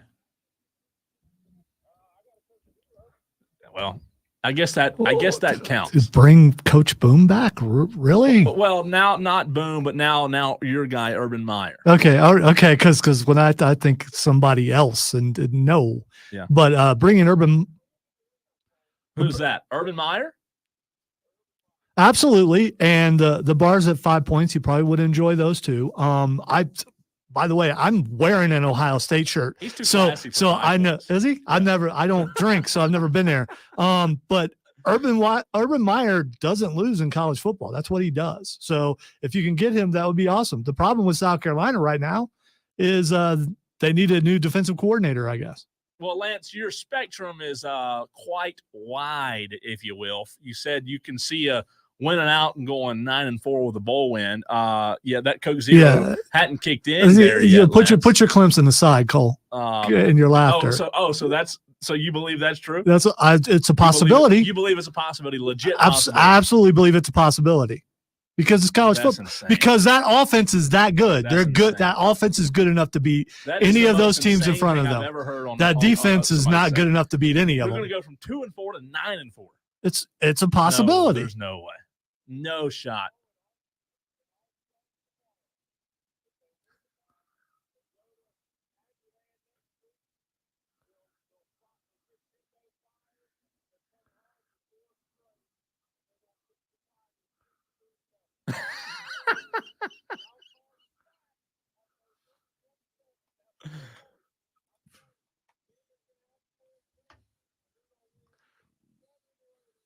Seven in a row. Lance, we appreciate it. Wow. That is that's bold, Cotton. That is bold. I don't know. The spectrum there was really, I can see us going 9-4. So that's the thing. That's what fandom is about. Do Carolina fans have any sense? Will Clemson win the rest of their games? I mean, I hate to do that, but I mean, okay, very realistic. Is that the fan in you, or is that the guy that's on the radio saying that? Both. Okay, because we're out in the woods in a tree stand, it would have to be pretty low for me to be able to climb up there. But if we're out there, and we're just talking football. You wouldn't say Clemson going to win all of them, man. Absolutely not. You would not do that. I'm realistic. Your cheeks are like turning red when you're saying. I think that call really. I mean, that was. Well, you think it was a plant? You think you knew Lance or something, and that he was. I don't think so. I'm trying to think. I don't think so, unless you do. Do you? Because you're smiling now. You know something I don't know, Lonzo? Probably quite a bit, but but just it's all useless pop culture knowledge, but still. Yeah. Back to the call. No, listen. 9-4 is a stretch. Yeah, but you need that, Cole. You need that. 9-4. Yeah, you talked about. Oh yeah, you talked about that earlier. You need that. Oh, by the way, I need that. I forgot about that. How could you forget about that? Yeah.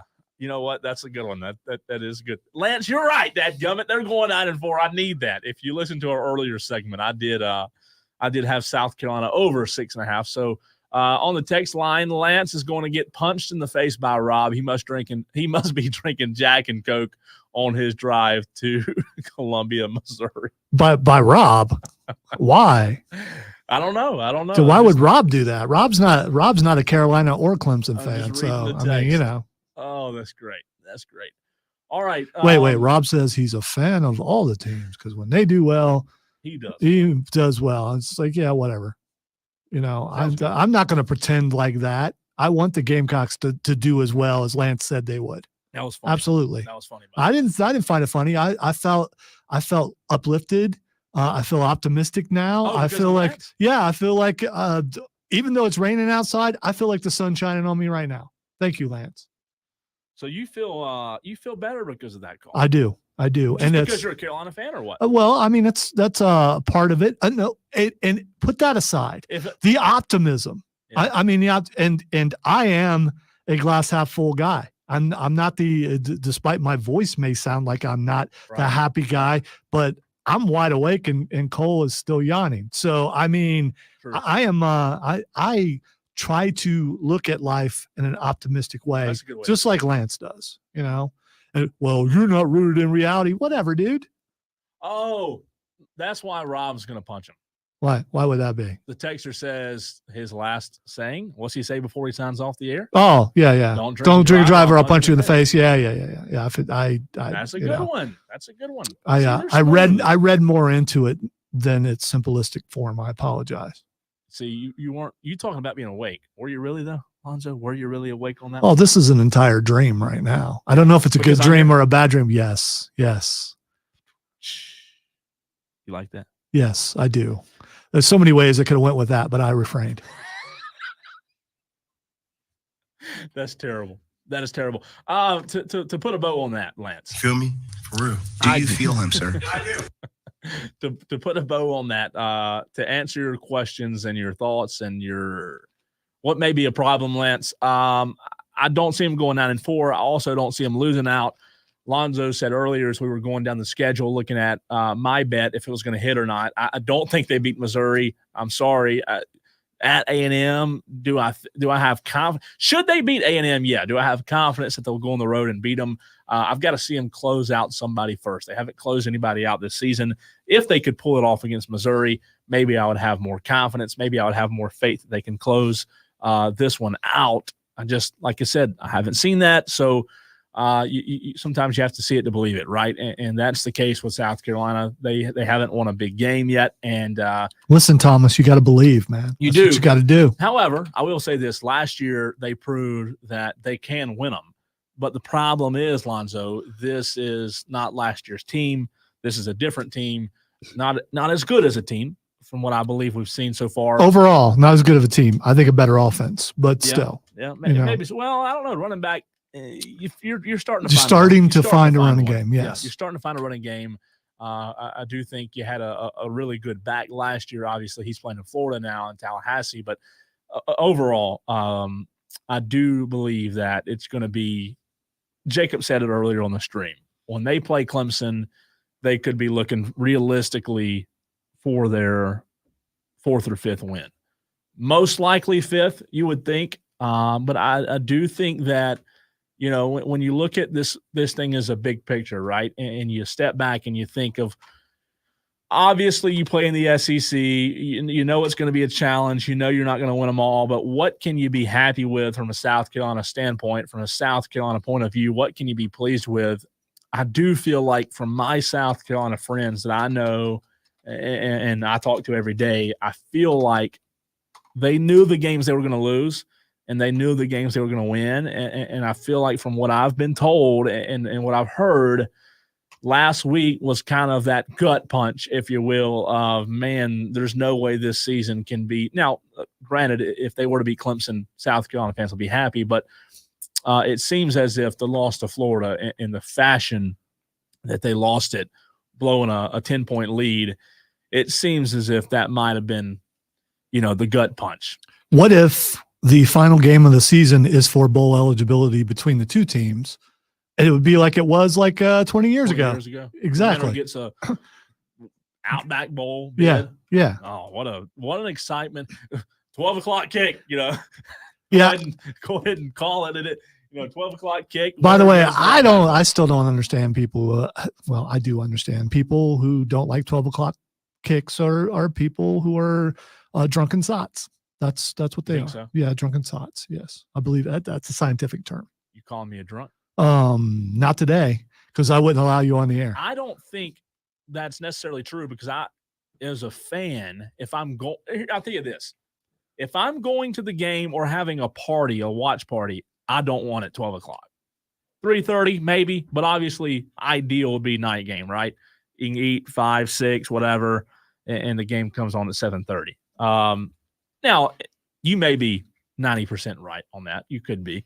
And more time to lube it up, if you will. But yeah, and those people who complain, they're still getting drunk anyway. Right. They are. And I don't know how much of the game they actually see anyway. What game? Yeah, exactly. What? We just came here to tailgate. I ain't going in the game. I ain't got no tickets. Now, not everybody in Clemson talks like that, Lonzo. You know that. Not everybody. Some people, not everybody. No, I did not use the Pickens accent because it would be very deep and hard to understand. Lonzo, shots fired. All right, we're going to take a break, come back. We've been telling you we're going to get to it, but we are going to get to it. There is a lot of good games going on in the area tonight. High school football, we'll give you that slate of games next. It's the Rob Brownless Show. Cole Bryson filling in today. The one, the only Lonzo in the building as well. We're up next, high school football, a little high school football chat. You can get your thoughts in. Again, we're going to get to the slate of games tonight on the other side right here on the Fan Upstate. Sorry, I mean, Rob will turn his mic on, but he forgets to turn it off sometimes. So that's why, and I hope he's listening right now and watching because, turn your mic off, dude. But but it's the position of the laptop. He does the same thing. Yep. So what time is your guest coming in again? You said 8? I told him to be here like 8:10. Okay, all right. And then I said, hey, we'll get you on whatever.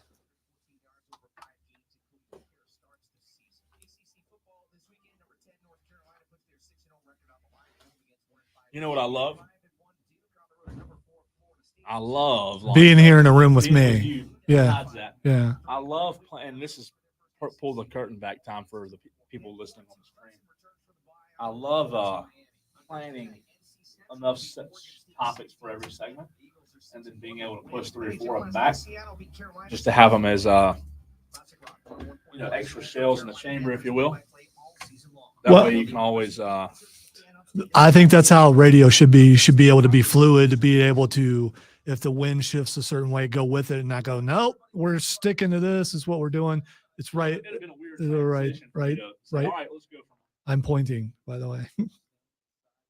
Look down. You can move that table back some. Yeah. Move it. The table's on wheels, so move it back towards the door. You can't fit back there. No, I'm with you. I just didn't want to transition from that call. It's funny call people text about it. Yeah. No, wasn't playing. I don't think I knew who that was. I don't think. It could be dead serious. I mean, that's fine. Could be. Did he sound serious to you? And at times he did. We are still new to the morning, so we're starting to get new callers. Yeah. So, as well as new people on the stream, new people on the text line. So, if he calls more than once, then I should be able to figure it out. Maybe. I don't know. I hope he does. I hope he calls every day. Even when we're not here. I don't recall ever talking to anyone named Lance. So, yes. But I have been screening calls for 26 years, 26 and a half. Hello. What would you like to talk about? It's a technical term. I mean, you've only been on the talent side, so you wouldn't know about us. I used to produce my own Saturday before we got big time and got bought out by Ingles. You did produce that yourself. You didn't come in here and run the board. Don't that's different. Running the Comrex is not running the board. Running the Comrex, most people, especially a few years ago, had to set up their own Comrex. Rob sets up his own Comrex usually. It's good that we have a little bit of a promotions department again, and they take care of it for you. And Will and Corey and those guys, they do a good job. Corey's been here a long time. See, I hadn't seen Corey since probably 2019. Yeah, he's setting up the stuff for Mark Ryan when Mark Ryan's live. And I've seen him a couple of times when we are at Twin Peaks. I've seen him over there.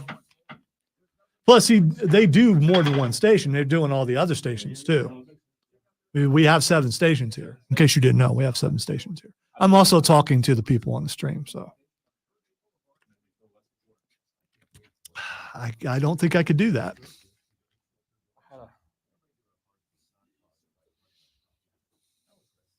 There's a clock right here, by the way. I know, I'll watch it. So, okay, all right.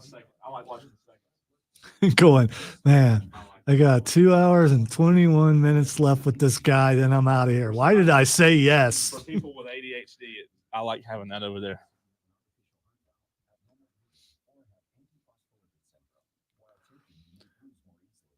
So tomorrow, if I didn't have a show, I'd have a full day of football. But no, man, I love my show. It's the only place where I get to completely be me. No. So yeah. No. Yeah, I'm pretty close to me here. But I have some restraints because I can't be as silly as I normally am. Who's that? Because I'm not the host. I'm the host over there. I can be as silly as I want and tell other people to just stop. Oh, I am. I'm not. I am. This is one of the top 3 or 4 shows that I've ever been on. The other ones that are tops are all mine.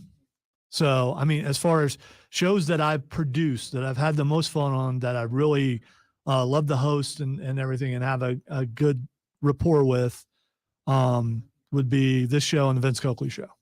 Who? Vince Coakley show. Yeah, he used to be on Word. He's no longer on Word. You tell me you don't like this show as much as you like No, I don't. I like this show more than that show. Yes. That wasn't what I was gonna say. This is even though I was here at the beginning, this is my favorite show that I've done on this station. What was the name of that show? I don't. Yeah, I mean, I love Greg and everything. We got all that started, but I had restraints.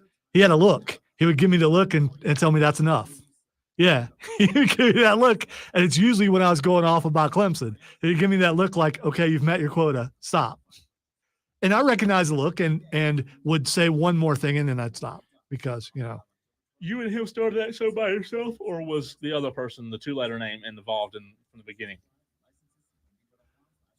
I think he was I think he was in there in the beginning. Was he really? Yeah. I wasn't there I was like there for the first hour when we first started because of when it moved back, it was me all the time. What do you mean moved back? It was like way in the afternoon. It was 3 to 7, 3 to 6. Yeah.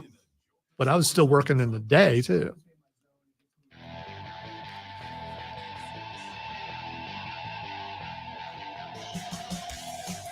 It is the Rob Brown Show. Cole Bryson filling in for Rob Brown. I got distracted. Sorry. I found the button over here. I don't know what it does, but. What, on your headphones? Yeah. It does. Are those like gamer headphones? You probably don't don't even know what a game is, but yeah. I mean. They came from the old Wally world, so, Whatever. They're not the. They're not the most, they're not your headphones. Those over there, I mean, the ones you're wearing are high tech. Lonzo is a superstar. I love that, by the way.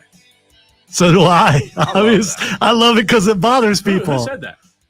Dari Noka, I believe it was. Can you tell me who that is? Do you mind? He was, he's on ESPN, I believe. Oh, okay. Yeah, so it was a big time announcer. And he was talking about me. Lonzo is a superstar. It almost sounds like fake. His voice. No, his voice is like that. Yeah, he does games. He does Sports Center. He does a lot of stuff. Yeah. Wow. How much did you have to pay to get that written out? Come on. I think we can figure out that that I don't have to pay for that stuff anyway. All right. Anyways, we've been saying we're going to do it. We're going to get to tonight's games in the upstate. Real quick, we're talking about the last time we were talking about high school football, the games being moved. A couple of texts came in, Lonzo, and one of them. Oh, is it derogatory towards me? No. Oh, I was hoping. The 441 says the games are moved to save the fields. They can't reside like college and NFL, especially small school. I get that.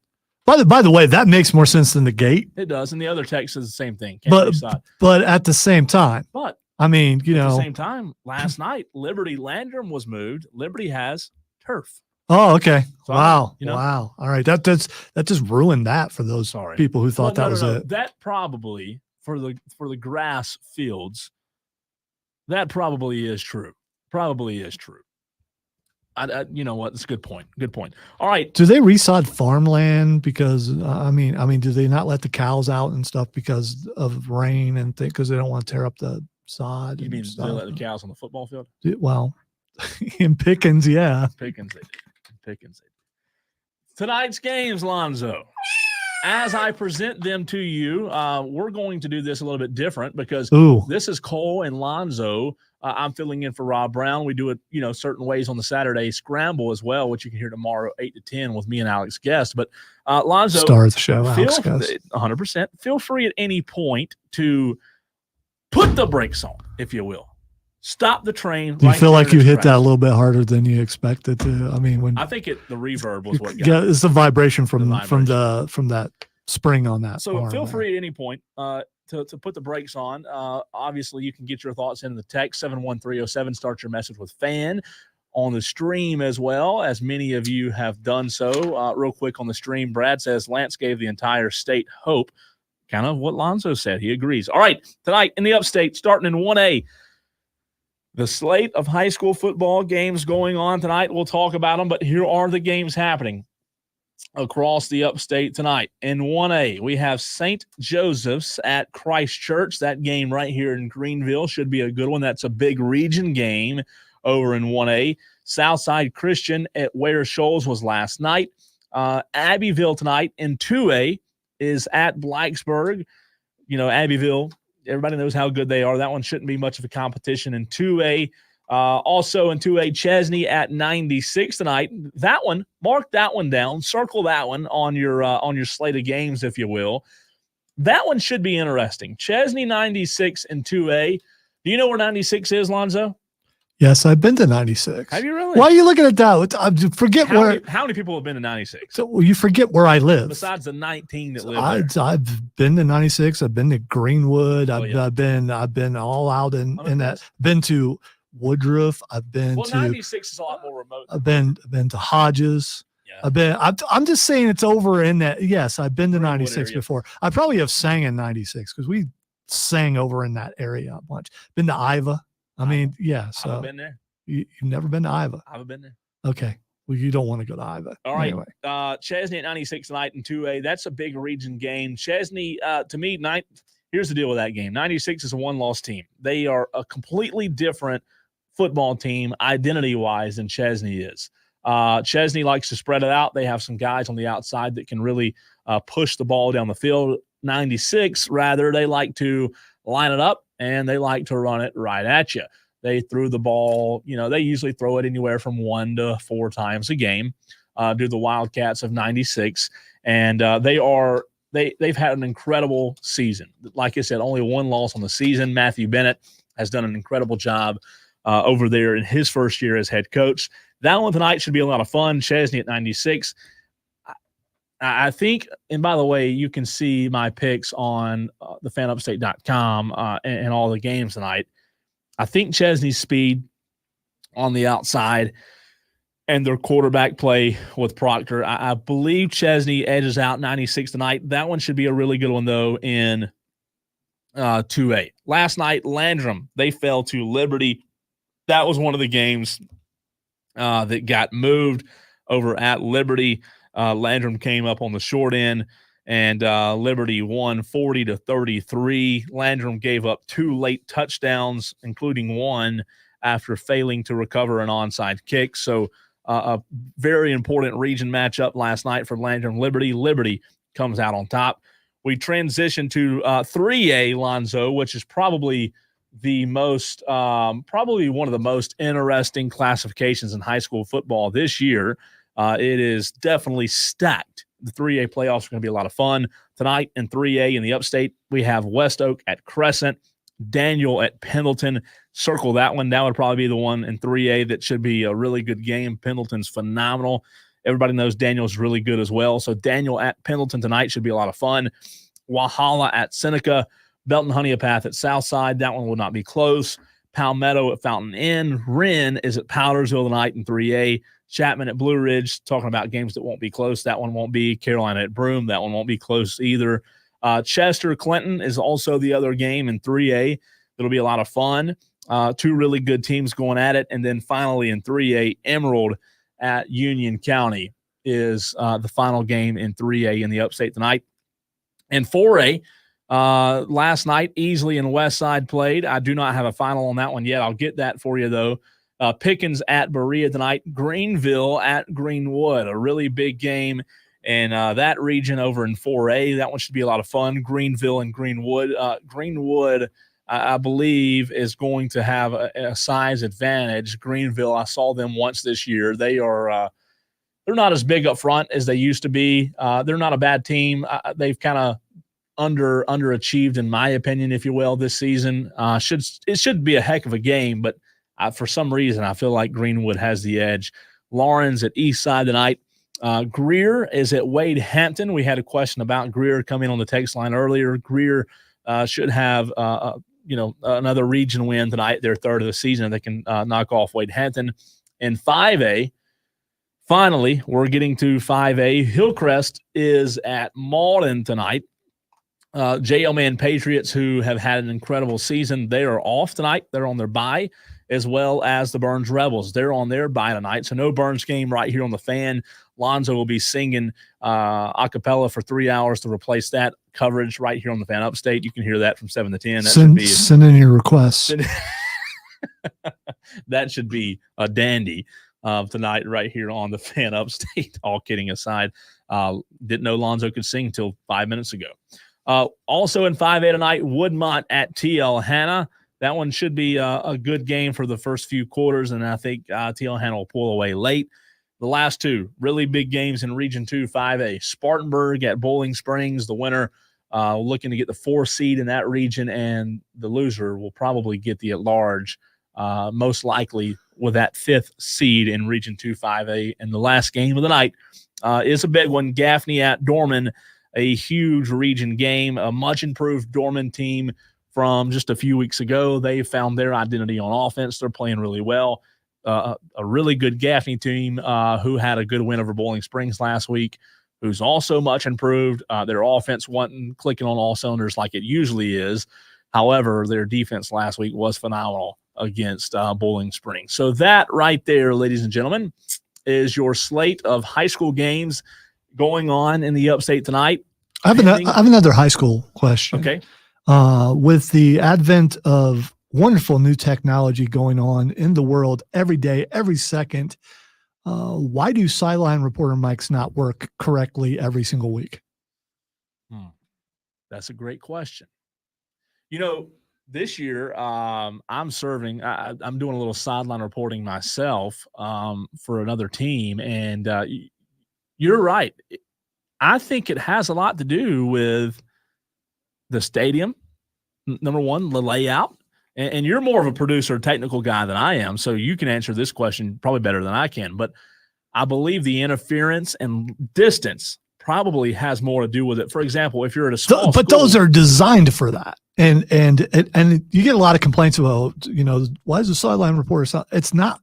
I mean, they're the same distance every time. There might be a little bit more. It might be a little bit higher depending on. So it can vary. Like tonight, Gaffney at Dorman. I believe you've been to Dorman. The College of Dorman, yes. Yeah, I've visited Dorman many times. Wonderful press box, yeah. To the field, that's a good, it's not as much and as college. that's a natural bowl down in there too. Right. So, I mean, I don't know how that would affect. What do you think? I mean, I am making fun of the fact that they cannot perfect a sideline. Does it do that at college broadcast? No, I don't think it does. So I guess they can. It's just at the high school level that they can't seem to get that under control. And I suppose if you pay a lot of money, maybe you can find one. But I think it is a good point, though. I've never. Yeah. You listen to any high school broadcast, you're going to hear some problems with the sideline reporter mic. No matter how big the company, how small the station, or how big the station, there always seems to be a problem on the high school level. And I was just curious if you knew, having done sidelines. Yeah, I think it's user error. Well, just say it. Maybe there's an on switch and an off switch, and and you got to wear that. Do you wear the belt pack? Do you have that going on? So you got to also turn that thing on too, right? Yeah. Yeah. Okay. All right. So maybe it is just operator error. I don't know. You never know. That has never happened to you though, right? Once out of a million times. Okay, when you first got out of school and you were a little bit nervous, and it happens to everybody. Sure. I'm nervous now, just sitting in front of you. You should be. You can't tell. Rob Brown not in this morning. He will be back on Monday. Cole Bryson filling in. Glad to be with you this morning in the 7 a.m. club. We do appreciate you being with us, whether you're listening old-fashioned radio or on the many ways you can find us online on Twitch, YouTube, and on the Fan Upstate Facebook page where we have our streamers. You can get your thoughts in there, as well as a text line always open, 71307. Just start your message with FAN, F-A-N, and we'll see it at the top of the list. And now it's time to hear from Lonzo with a 7 a.m. Sports Flash. Yay. It's me. It's Ernest T. Tomorrow night at 8, the 4-2 Clemson Tigers head to Miami to play the Hurricanes in a primetime Saturday night game that 2 years ago would have been shown on a primetime channel. Instead, the non-bandwagon fans will have to search their local listings for the ACC network. Dabo. Yeah, thanks, Dabo. Exactly. It's a big weekend of top 25 matchups in college football, highlighted by 7th-ranked Penn State at 3rd-ranked Ohio State, 17th-ranked Tennessee at 11th-ranked Alabama, and 16th-ranked Duke at 4th-ranked Florida State. Man, that sounds weird just saying that. Hear wall-to-wall NFL football every Sunday right here on your home for the National Football League in the Upstate, the Fan Upstate. 2 more big hours of the Rob Brown Show with Cole Bryson coming up.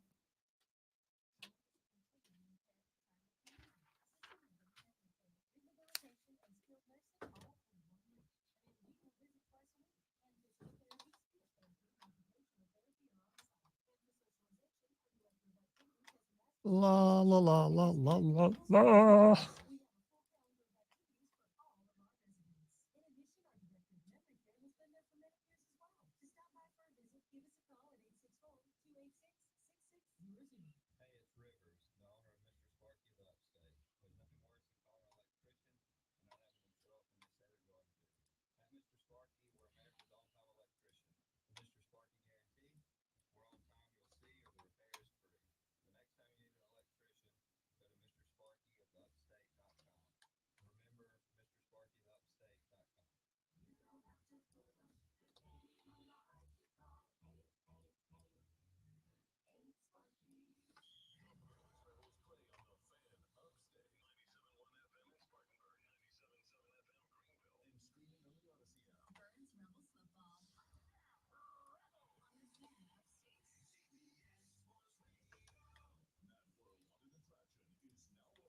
I will speak for Cole. He absolutely will be going to a high school football game tonight.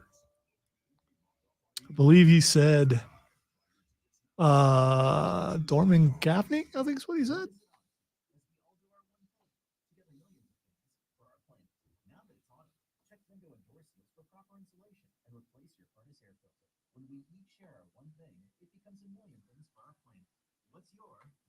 It's the last blast of summer sale for the Upstate Golf Cart. For a limited time, grab yours for just $40 and get access to Friday. What's that one? Speaking of Friday songs. Getting down on Friday. I don't know. Who sings that song? I don't know. Yes, you do. I'm an old guy, dude. I don't know. My new intake of music is mostly just alternative stuff. So things that you wouldn't listen to. No, I have disdain for old country. That's the opposite of appreciation. No, it's not.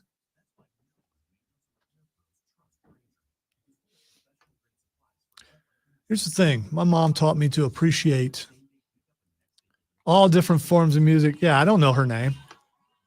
Yeah, let's don't get us flagged. But you know, well, actually, if it's quiet, yeah, well, they can. You'd be surprised. It's more YouTube than it is Facebook. Who, the person singing that? No, the people who sit in the room and like monitor the music on Facebook. Oh, I like that text to Lonzo's point. Look how often the refs mics. I would argue the refs mics don't work more than the sideline. Yeah, but that's them not turning it on and then leaving it on when they shouldn't. Then it's yeah. This is what Steven wants to know if you're going to Dorman Gaffney tonight. Yeah, Steven, I'll be there, buddy. How about you? Will you be there? If so, I don't know if we've ever met or not. It would be cool to meet you. I like meeting our audience. Lonzo don't. He don't get out and go to games. I'm antisocial. I forgot They to know answer that. his question about Sugar Tit. He's probably hunted there before. No, I haven't hunted there, but I've been.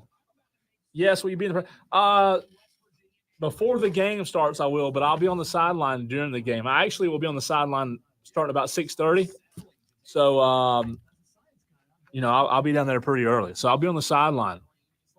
Shoot me a message or something on Facebook or Twitter or whatever, and I'll be on the field about 6:30, 6:45. Hopefully it's not raining.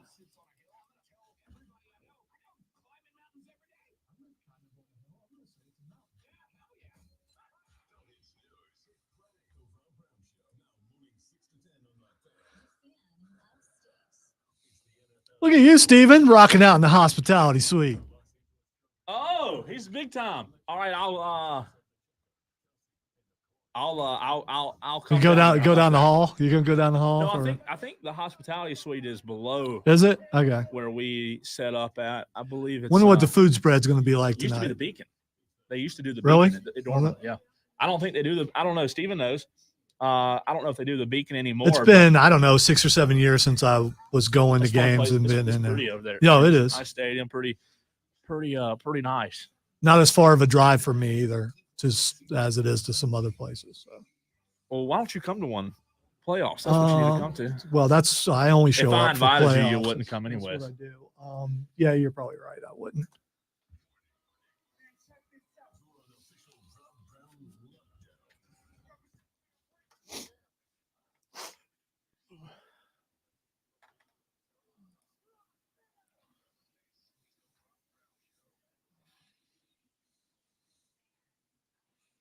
Good morning.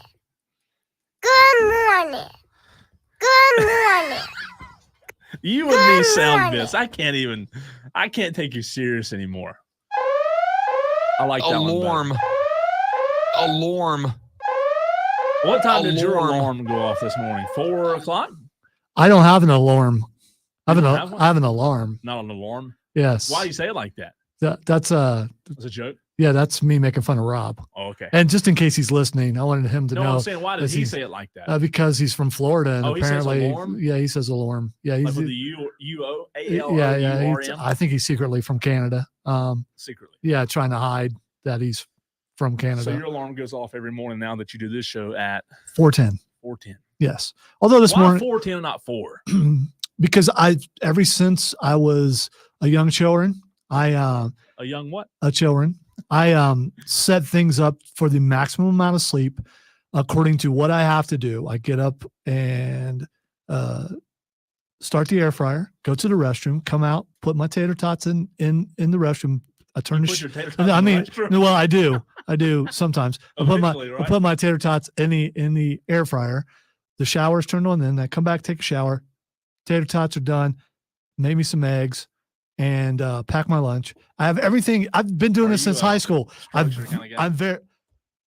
You put up walls, you put up structure, and then you can go nuts inside of them. That's how it is in radio. And eggs every morning. Or is it different? Monday through Friday. Yes. Also, I also throw in a half of an English muffin because at my age you got to get a little bit of fiber. So usually wheat or all grain. Okay. But yes, I do. Wow. 10 tater tots. 10, which is 110 calories. Yeah, it's 110 calories, 70 calories for the egg, and then 70 calories for the half of a muffin. You know it. You are because I'm regimented. I'm a very regimented person. You are. But I also am crazy and chaotic. But I know where my walls are here, and I'm not talking about the physical walls. I know where the walls of the show are. And that's. I mean, I think you can live life. You can have structure and chaos at the same time.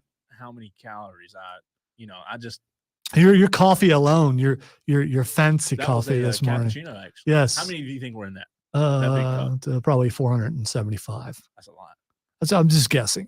No sugar though, right? That's all that matters. That's all that matters. All right, coming up on the program in the 8 o'clock hour, I'll preview what we're going to do next before we get to what we're going to get to now, if you will. Trey Stewart from the Greer Citizen will join us coming up in just about 10, 15 minutes on the program. Trey writes locally, and when I host, I like doing a lot, obviously nationally, but a lot locally as well here in the upstate. And Trey covers high school football and other things for the Greer Citizen. So we'll have Trey in studio in about 15 minutes to talk about little high school football as well as all that. What I find fascinating is, and we'll get into this with Trey, writing today, Lonzo, as a news writer, sports writer, it looks so different than what a sports writer looked like 15, 20 years ago, and the way the writing industry has changed. So there's a lot of things I want to ask him because my curiosity, I have a lot of questions. Because there's a saying that print is dead, and it's not dead all the way. That's right. Yeah. That's right. Not all the way dead. All right. Before we get into that, though, it's time for Lonzo doesn't have the love romantic, the romantic music queued up because I didn't tell him to. But we're going to get into a little relationship talk with each fan base, right? What I mean by that is we're going – there it is. There it is. See how good he is, ladies and gentlemen. Lonzo's quick on his toes. That's our Zach Wilson music, but it'll work for here. So Zach likes the older women. So I'm a single guy. Lonzo is happily married. Lonzo, I want to know something. Coming up on 31 years, by the way. Congratulations. Yeah. That's awesome. At what point in our relationship status are we with Shane Beamer and Dabo Swinney right now when it comes to South Carolina and Clemson? We'll start with Dabo. Obviously, Clemson fans not used to losing 2 games this quick into the season. South Carolina's a totally, completely different story. We'll get to that. But in terms of relationship status, if you will, between the fan base and the coach, we'll start over in your favorite neck of the woods in Clemson, between the Clemson fan base and Dabo. Would you say that we have gotten to the point of changing the status to it's complicated yet with Clemson and Dabo, or is that a little premature? No, I think it's a little premature. It's the part of the relationship where that spark has been there forever. I mean, you just cannot wait to get home and see that person. And now, it may have went along the wayside a little bit. You might need like some pills to help you out or something. I was thinking more like therapy sessions. Yeah, well, maybe some of that too, which both are basically the same. Pills are called NIL pills. Yes, that's what they are. And he refuses to take those. Right. So it's TB still there. pills. The flame is still lit. You think it is? It's just flickering a little bit here and there. That's just what I think. Yeah. For the majority of the fan base, not those bandwagon ones. 2.5% that he doesn't like. Yeah, those ones who are just there for the championships. Yeah. So you would say that for the majority, the flame is still lit between the Clemson fan base and between Dabo Swinney. However, Lonzo says it's not quite to its complicated status, but the light is beginning to flicker. You've had your mouse over that button a couple of times and thought about clicking it's complicated on your social media, but you're like, you know what? I can't do that yet.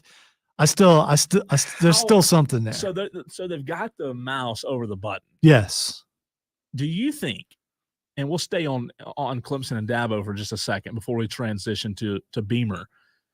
Do you think that they have a possibility, and I'm a Clemson fan, public, do you think really? I didn't know that. Well, just for the listeners out there. Okay, all right. Yeah. Do you think they have a chance of clicking that it's complicated button this season?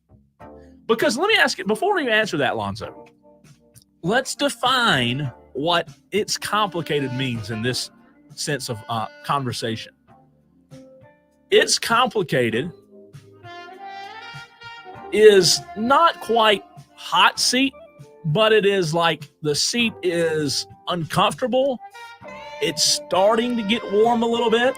You start remembering your ex. You start remembering that Tommy Bowden guy, and you start remembering what you felt, for Tommy at the beginning, and then near the end when things started falling off a little bit, and you're thinking, am I starting to am I having a repeat? I don't know about the Tommy Bowden ex. I mean, but I was around some people then who did not want Dabo. They wanted to keep Tommy. Of course, right. So that's what I'm talking about. They're loyal, but they also have a memory that, this could be, and you actually got offended when I said Tommy Bowden territory, but I remember that. And I remember people getting mad. We don't need that Dabo and all that kind of stuff. So, So will the status, in your opinion, be changed from whatever it is now to? I think it stays where it is because Clemson fans are at a point of introspection. So you don't think it's so they thought, that Cade was the answer and DJ was the problem the entire time. And now they're looking inward going, maybe I'm making this relationship complicated. What can I do to make it better? So they haven't realized that, maybe it is the other person. They're thinking maybe it's them a little bit. Maybe they overreacted. So right now, the It's Complicated button for Clemson fans, they've thought about it, but they're not quite. Yeah, because in today's age, once you hit that, there's no going back from that. I love this text from the 567. If we lose to South Carolina again, Lonzo, you want to finish the text? Oh no, I don't have it up because click that junk. Oh, okay. Click that junk. Oh, okay. Click that. Okay, all right. Yeah. Okay, all right. I get it. It took me a second. If we lose to South Carolina again, click that junk. Says the 567. So we are that close, huh? We're that close to clicking the It's Complicated To me, I hear a little bit of concern in the texter, like maybe that's a possibility. So, all right, so you want an opinion from a Clemson fan on that text? Never, but okay. You're hosting the show. I agree with that texter. As the music that was perfect transition to. I mean, that was perfect, Lonzo. It's almost like you're DJing back there. I mean, I'm an award winner over here. I would agree with the texter from the 567. If Clemson loses to South Carolina again, the It's Complicated button has been pressed. Now, again, does It's Complicated mean that it's time to fire Dabo and clean house? No. You have to keep it in perspective. But the It's Complicated button, absolutely. If they lose to South Carolina 2 in a row, cue it up. I'm with them. I'm with you, 567. Lonzo, do you agree with that text, or is that premature? I agree with the text, yes, because the relationship between the fans and Dabo will definitely become rocky if they lose to South Carolina again. It will be rocky. Last year, there was no question. There was no way South Carolina was going to win. Yeah, not this year, I think there's a little bit of doubt in there. There's no doubt. There's doubt. All right, keep the music going, Lonzo. As another text. That's what I do. Yeah. And wouldn't want to fire him either, says the 567. Let's transition now. Let's get on the interstate. Let's go down I-26, if you will, Lonzo. Keep that music rolling. Or whatever road you got to be on to go to Columbia, Missouri. Who wants to do we're that? Go to Columbia and visit with Ray Tanner and Beamer right now. We're not going to do the Missouri trip, but we're going to go down to Columbia as the romantic music continues to play. We're trying to figure out, if you're just tuning in, what the relationship status now is between South Carolina fans and their coach.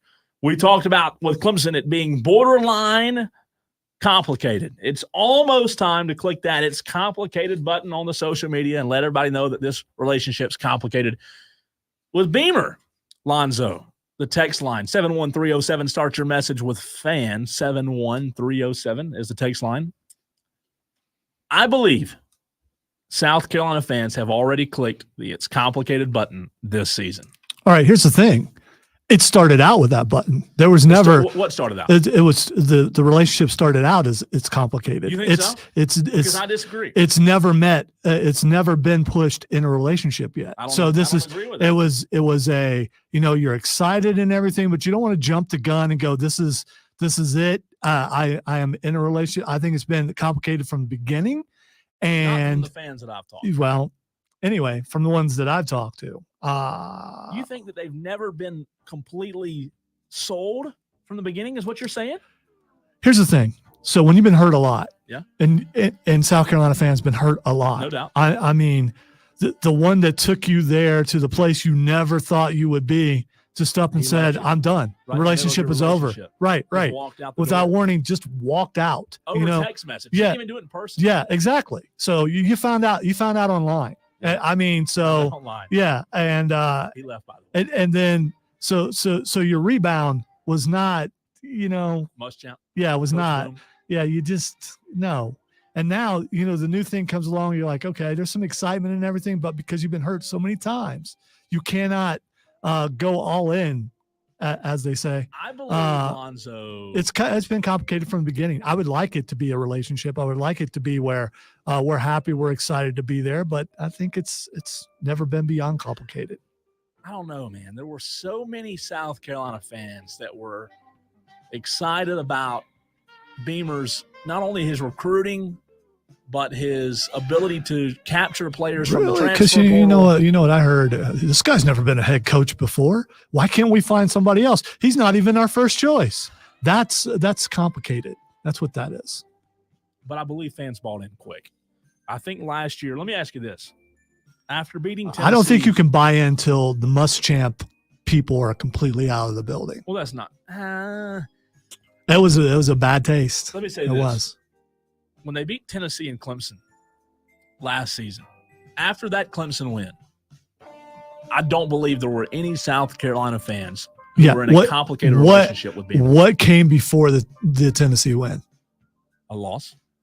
Not just a loss, but a beatdown from Florida. Yeah. So, I mean, that's an up and down thing right there. It's not, we got it right now.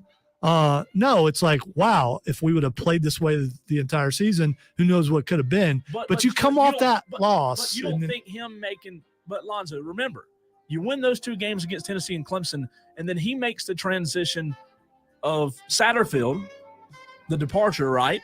And now all of a sudden we have a new offensive coordinator in Darryl Loggins. Which people, he failed everywhere he's been. Now they do. Oh, they were saying it then. That's what I heard. Why can't he find a real and then there some people said that South Carolina was going after Garrett Riley, and it caused a big old stink. But Shane Beamer on this very program said that wasn't true.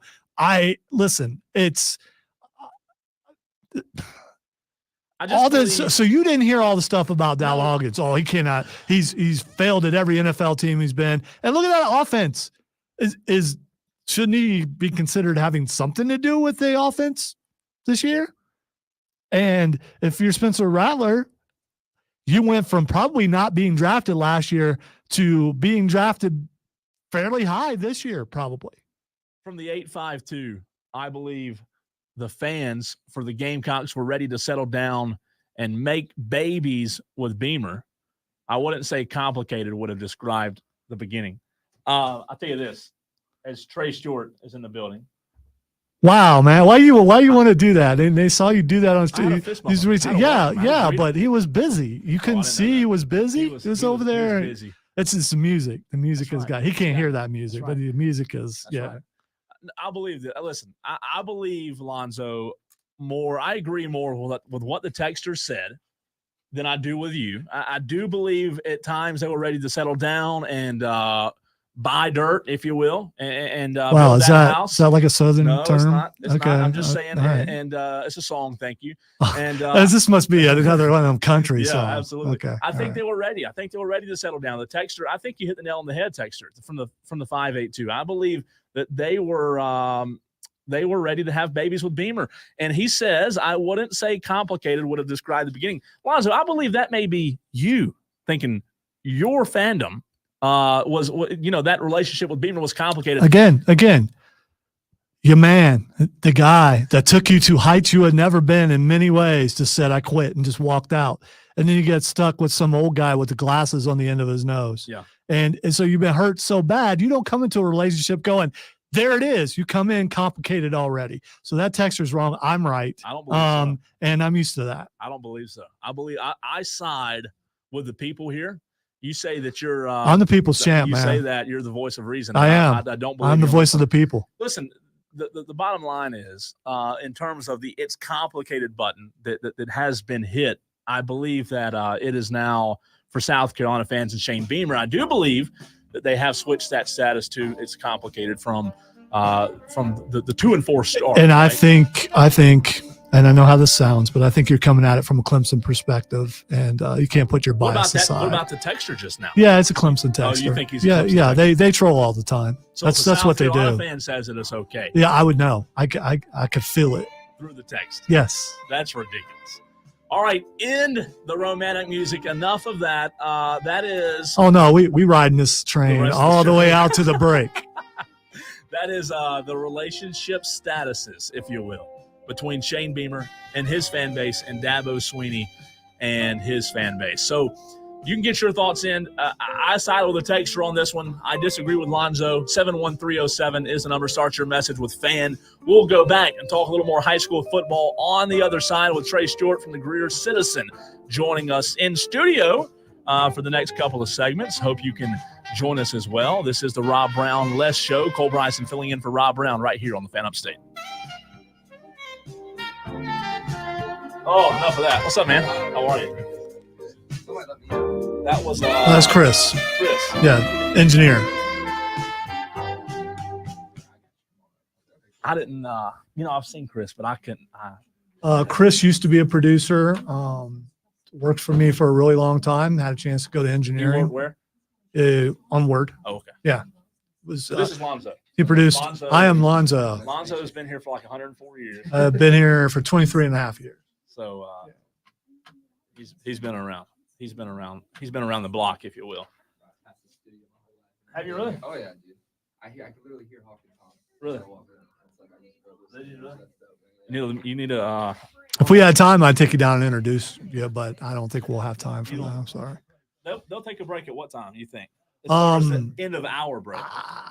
8 o'clock? I don't 8:50? know what their clocks are. All the clocks for the stations aren't the same? The ones for Word and for Man. yeah, the ones that are the talk stations are basically the same. Oh, that's not a talk. No, it's not. I mean, they talk in the morning, but they do play songs. So are you from Greenville? Yeah. I lived in Columbia from 1 to 4. My dad was in law school. Really? Since then, I've been here. And you went to North Greenville, right? I did too. You did? Yep. I did too. What years were you there? I just graduated in 18? Really? You don't remember when you graduated? 18. That's Oh, we would have overlapped you. That was my freshman. Yeah, my freshman year was 2017. Sorry, in the fall. 17 was your freshman year? Yeah, and that spring I would have been there. How's he not No, know you? I thought everybody you were always the thinks I'm big older man than I on am. I hate it. campus. What'd you say? I thought you were a big man on campus. No, my senior year, I lived off campus. I tried to be off the campus as much as I could. What about hold on, 17. 17 was your freshman year. Yeah, so 17 to 21. Keep in mind, it's still in the stream. So, I mean. We're not saying anything bad. No, I know. I'm just letting him know. Oh yeah, by the way, we're on stream during the commercial, so don't And I'm eating because I don't want to eat in front of people. don't badmouth anybody. So, did you have any? You graduated mass comm. Mm-hmm. Did you have mass comm classes that early or no? I had media tech. With who? Go ball. My Yep. first semester. I bet I was out of there. You were. No, I'm saying I bet I was out. I bet I took that early on too. Yeah, that's like that freshman year introductory class. Yeah. Besides that, I don't think I Was what's his name retired by the time you? Marks? Yep. Yeah, he did. Mm-hmm. So he wasn't there when you were there. Oh no, sorry, he retired while I was there. So he retired my sophomore year. Did you have him? Yeah, what was that class called? Some kind of writing class. For broadcast, something like that. We had to write like Curious George commercials and or like scripts and commercials and stuff and things like that. Whatever that class was, I think it was writing for broadcast. Do you know Patrick Brown? Patrick Brown used to work I think so. with Lonzo. Well, WORD or both. Over here too. That's right. He went to North Greenville. He was a year older. Is he a year? He's not. He's a couple years older than me, isn't he? I think he's like 1 year older. Yeah. So he may be 28, 29. But he graduated. We had So did Holcomb, but I don't. No, Holcomb's younger than me. You know No, him? but I don't know what year. Or is that Timothy? Yeah. Yeah, I know Timothy. Timothy Yeah. graduated. He used to work. He just quit. Yeah, last week. He used to be the producer for WORD for the morning show. I totally know him. He was when I was doing the newspaper, whatever website. Yeah. Sports editor, he's one of my sports writers. Yep. He used to produce my show on Saturdays. Or no? Some. I thought he Flag did. football. Really? So Tim, and then who else North Greenville has worked here? I'm missing a few. I start forgetting names after a while. The other Tim didn't go there, did he? No. He went to Full Sail. That's right. He did tell me that. And you know what? I think the guy who does my show now went to Full Sail too, did he? Brandon? Or was is that Tim I'm thinking about? Yeah, Tim. I don't know where Brian went. There's a couple North Greenville people that worked here producing and they do.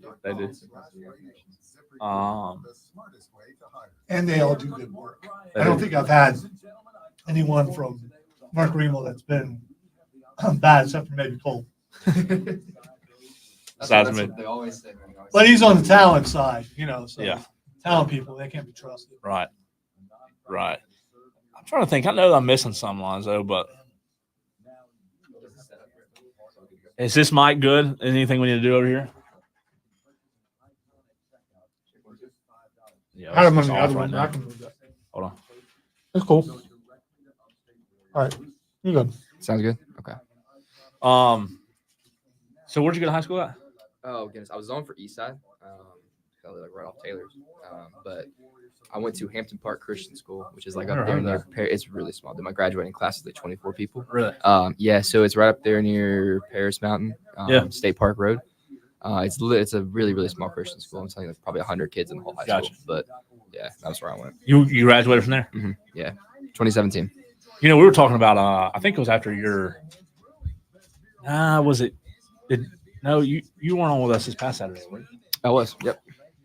Alex was talking about. Maybe it was after your interview. He was talking about all the zonings for Greenville, how ridiculous they are. Because he grew up in Greenville, I think, and he's basically saying that one side of the street can be zoned for. Literally, East Side and Riverside. It's exactly that way. There's like a little dividing line by the streets. It's crazy. And that's not far from Greer.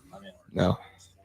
And this thing, all three of those schools are big schools. Hey Trey, I'm talking to the stream. Okay.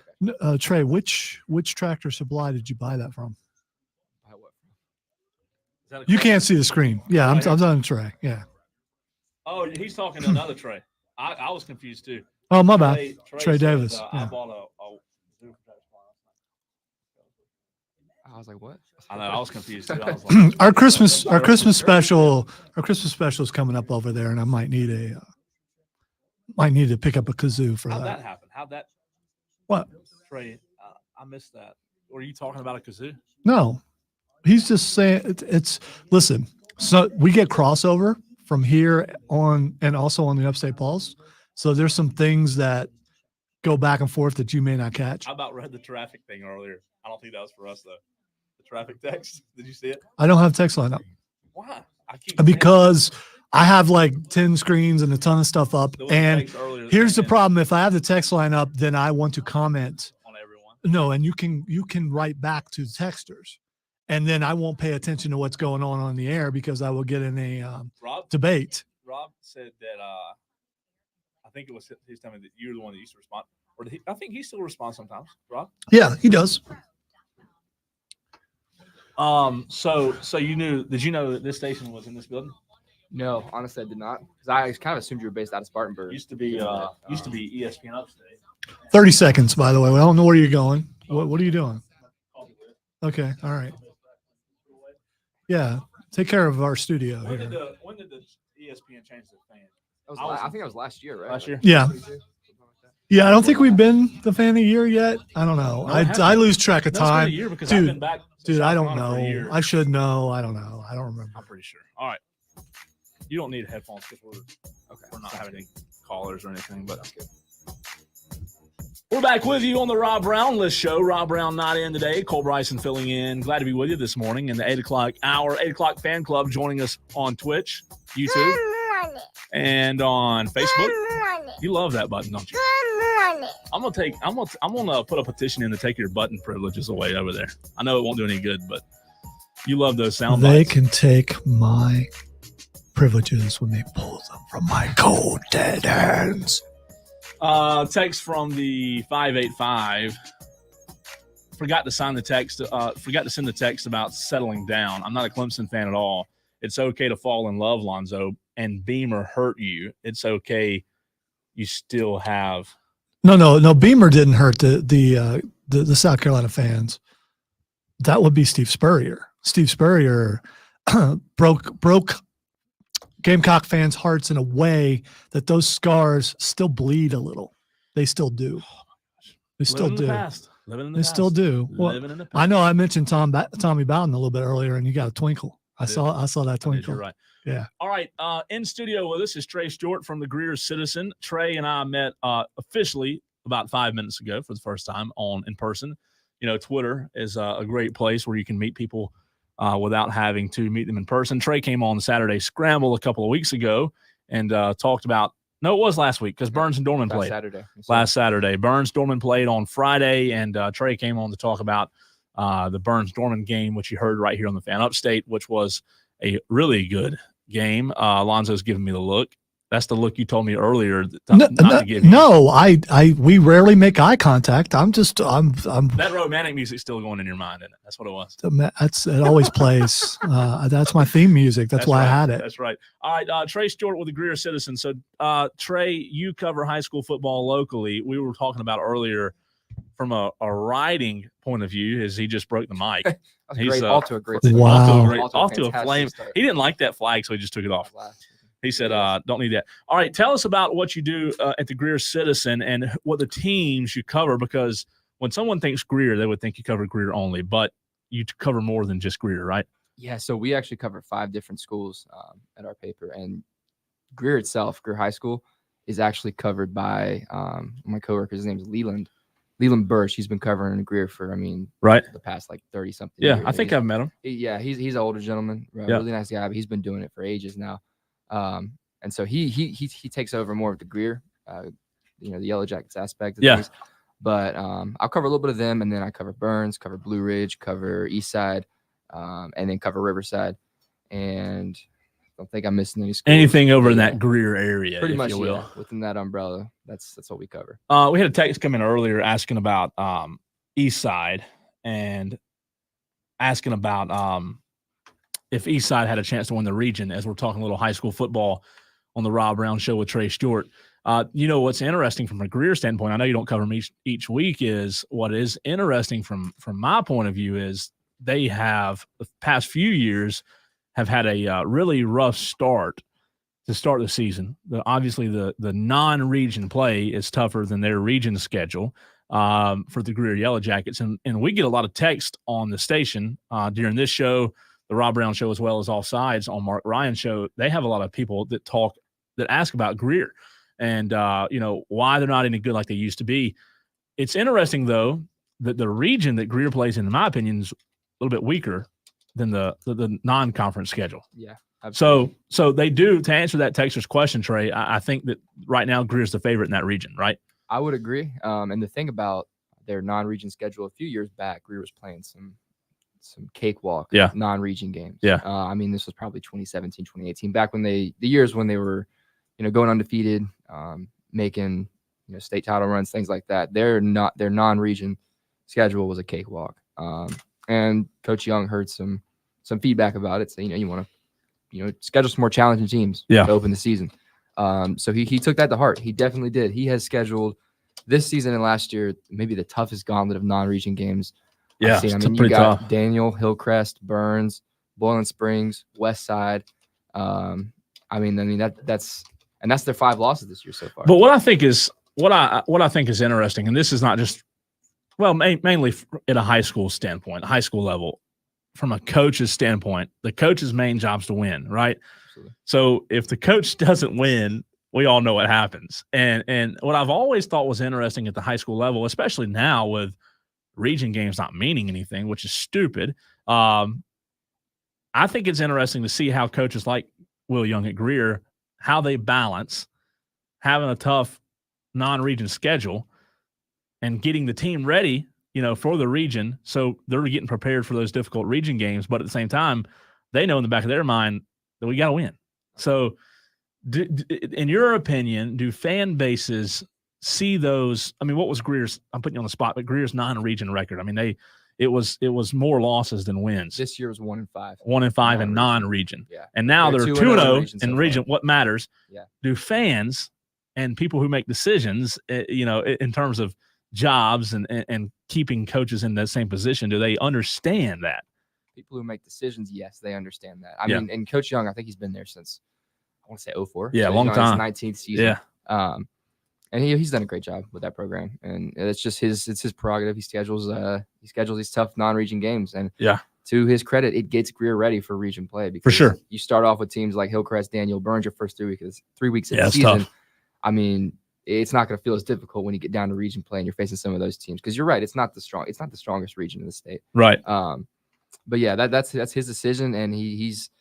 And honestly, it's paid off because, I mean, they did great in region play last year. Yeah. And they beat Riverside, I think, to clinch a share of the title the last week of the season. And they're starting out hot now with a trip to Wade Hampton tonight. Yeah. And then if they're able to win that. Yeah. Real winnable game. Yeah. Another shot at the region title again when they welcome Riverside on the 27th. So Trey Stewart from the Greer Citizen sitting in with us. We're going to take a break, come back, continue this conversation, as well as Lonzo and I were talking earlier about how writing has changed, from a sports writer standpoint. So we have some questions about that as well. Trey Stewart, we wanted to introduce him to the audience again with the Greer Citizen. You can find his work. The website is GreerCitizen.com. I like it. It's pretty simple. /sports, because that's all. /sports. That's right. All right. More of this on the other side. Trey Stewart with the Greer Citizen joining us. Lonzo, the one and only, always in the house. Cole Bryson filling in for Rob Brown this morning. Pleasure being with you. This is the Rob Brown Show on the Fan Upstate. Marcus, did you completely sleep through Friday? I hope you didn't. This is not the Saturday Scramble, buddy, but this is the Rob Brown Show. And guess what? Rob's not hosting. And when I host, I listen to not being, a smart A, but I listen to the people. And he doesn't talk into the microphone, but he listens to the people. I listen to the people. We have a lot of people who love high school football. If you could see the text line, I think bring it down a little. If you saw the text line and the stream comments, you'd see those how things. Much the sponges really inside when they put them all on, some of them are a little crimped, and that mic isn't used very much. So if you don't like it, stay tuned. We're not going to talk high school football the whole. By the way, you're being too defensive. You're being pro. You're being too defensive because Marcus ain't coming at you that way. He's joking. Marcus, stick around. I just told Marcus stick around. Marcus is a regular. We're good. No. We're good. No, you're hearing me wrong. I'm telling Marcus stick around. 9 o'clock hour, no high school football. Unless someone calls or texts or hits, or Trey stays and we do 100, another hour. Different segments. Yeah, listen, I appreciate the text. I hope you enjoy it, and if you don't follow high school football, I hope you give it a chance. A lot of people around here do. So appreciate you listening and I don't care. Did you think I was defensive? Yeah, I do think you were being defensive. Me answering a question is not defensive. Yeah, you look pretty defensive. I'm just saying. Face got red. Yeah, well, no, not on that. Sorry, Marcus. I wouldn't. He wasn't too defensive. He doesn't have a defensive posture because he's got his legs crossed, which is weird. Yeah. I mean, who does that? But still, but maybe that's what it is. That's what it was. Restrooms right down the hall. Yeah. Stop. You know who knows about restrooms? Rob Brown right now. Ooh. Probably in the restroom right now. What time is I think his colonoscopy is at 10 a.m. I believe.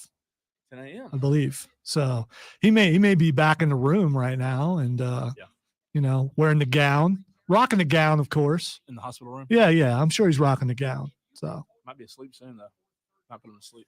So what game you got tonight? Oh goodness! So there's 3 tonight. There's Eastside Lawrence, there's Greer Wade Hampton, and there's Blue Ridge Chapman. None of them are rough. I mean, I shouldn't say it in case I could be watching. But sorry. Hey, my children went to Lawrence. Don't you dare disparage. Did they really? Your kids did? Didn't you have somebody that wrestled at Lawrence too? Yeah, my son. That's he was ranked in the nation at one point for wins. That's the game I'm going to tonight. Is the Eastside Lawrence game. It's got the most region implication. I don't really care. They're not there anymore. They're not there anymore. I still live in the.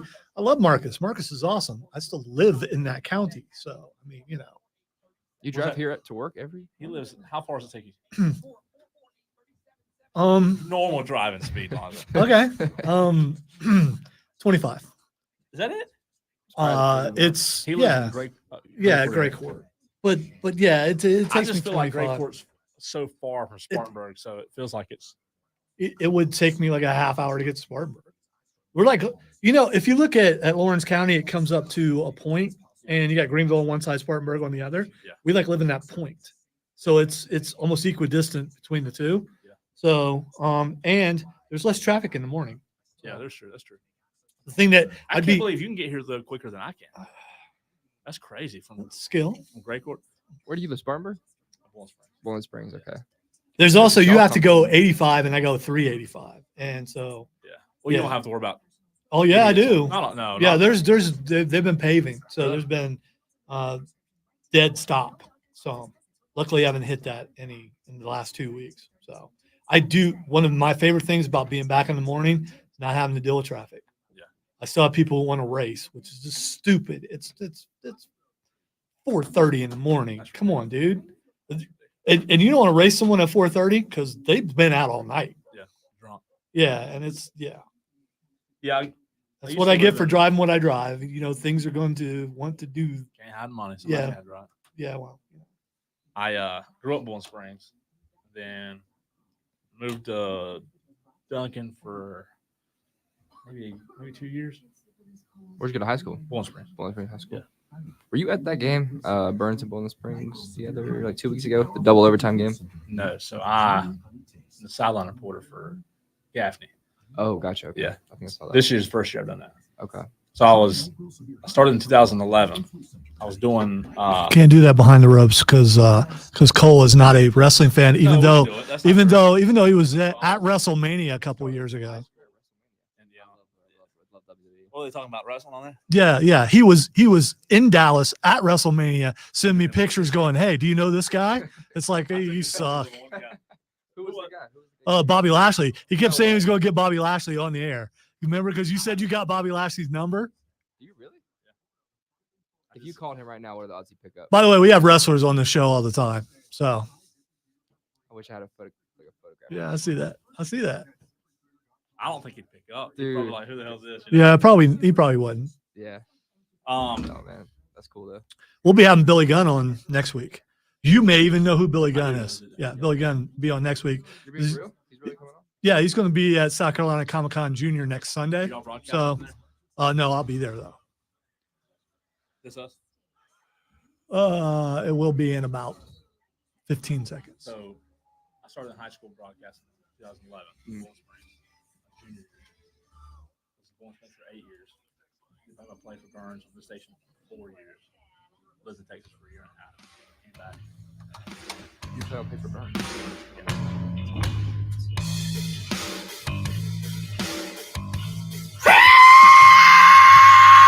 That's the worst ever. That is the worst. That's what you ever. get for not turning the mic on. I mean, you know, I didn't turn it on. Good morning. I think I turned it on myself just now, didn't I? you did, but it wasn't on yet. You know, I had like 10 seconds to play there. So I'm going to You don't play. like the music? I love the music. I picked the music. I like it. Yeah, I mean, you know, I like it a lot. and I can play it online because Oh, it's, 'cause that doesn't have it's words. whitelist enabled. No, there's certain music that's copywritten. This is we have a service. Oh, So, okay. yeah, thousands of You there's don't get in trouble. no, if it says whitelist enabled, that means you can play it on YouTube. Oh. You know, other Whitelist other enabled. shows won't do that. You know, but we'll do that because we care more than those other shows. Huh. All right. That's Oh, interesting. I don't really care. That's No, it's not what what I said. That's not what I whatever. said. That's That is not fine. what I said at all. A couple of messages on the stream and a text about high school football, and as well as wanting Lonzo to talk wrestling, which he has the whole 9 o'clock hour to do so. If he wants to talk, Yeah, I'm not going to do that. You're hosting. I'm just No, over here pushing You're buttons. the co-host too. You're the co-host too. And My name is on the show, but you know that's what? right. And Whatever. my name's not. So you actually have you're- more power than I do. Yeah. So it doesn't matter who's on. I have That's power. right. That's You right. know who I am. Trey Stewart from the Greer Citizen, still with us here in studio. A couple of segments ago, Lonzo and I were talking. It's interesting. I'm not a writer. Never been good at it. I do have appreciation for people who are. Never been good at this kind of thing. So That's respect you as well. yeah. It's Yeah. mutual I'm respect. sure. I'm sure you haven't. But you know, Hey, I suck at both, so whatever. have you tried writing before? That doesn't count. I don't count that. So here's I wrote the entire sports Here's what I flash think is today. interesting. And I was talking about this with a buddy of mine, Brock Hamrick, who I have on the show, on my show a good bit on Saturday mornings. With what you do at the Greer Citizen, do y'all still have deadlines like they used to? Oh yeah. Oh, Okay. absolutely. We publish on Wednesday, so our deadline is. It used to be Tuesday at 2, but Yeah. we had trouble meeting that deadline sometimes, so we moved it up a little bit just to make sure we had our stuff in by the time we needed it. So technically, it's Tuesday by 8:00 now. So deadline. I was talking to him and a few other people who I know that are writers and have been writing for a long time. Is the deadline for you? And I've never been a writer, so I don't know. But they say a writer says that the deadline is kind of what gives them that juice, right? Of like the I don't know if it's the reason they do it. I wouldn't go that far, but do you think if you didn't have deadlines, you'd feel the same about being a sports writer as you do since you do have deadlines? I think I'd consume a lot less caffeine, and I Yeah. think I'd be a lot less stressed most Yeah. of the time. The other night, to meet deadline, I stayed at the office all night long. I said, Really? like I was there from, I think I got there on Sunday at like 4, and then I stayed until That's literally unbelievable. 9 a.m. in the morning. No way. With the five different teams and everything, and all That's the other crazy, stuff we gotta do man. and stuff. Yeah, it's a lot. Hats off It's a to you. lot. That's It's a lot. But I love it. It's all- it's yeah. my passion. So it's like what I want to do, and Yeah. for a career, and so yeah, it doesn't feel like work, even though I am there for That's 15, awesome. 16 hours. That's crazy. Hats Yeah. off to you. Do you think that this is something Lonzo and I were talking about earlier? Do you think that print media is in a bad state, or it's not as a bad state as people make it out to be? Where are you at on that? Because Lonzo, I think you said, I don't know if you gave your full opinion earlier, but you said you didn't think print media was completely dead. No, because thanks to online. I mean, because most of the publications are online now. I Yeah. mean, it's I don't know how many actual printed papers there are anymore. So most people get their stuff online. I mean, you pick up your phone, Yeah. there it is. You go to your place that you're comfortable with and look at it there. So thank goodness. I mean, when print started to go away, I was producing a show where the guys back then, before the internet, had to get everything they had from the paper. And you would see them going through the Yeah. paper and figuring out what they were going to talk about. And then that slowly went away. And they went to those same publications, but they went to them online. You also do a physical paper, though?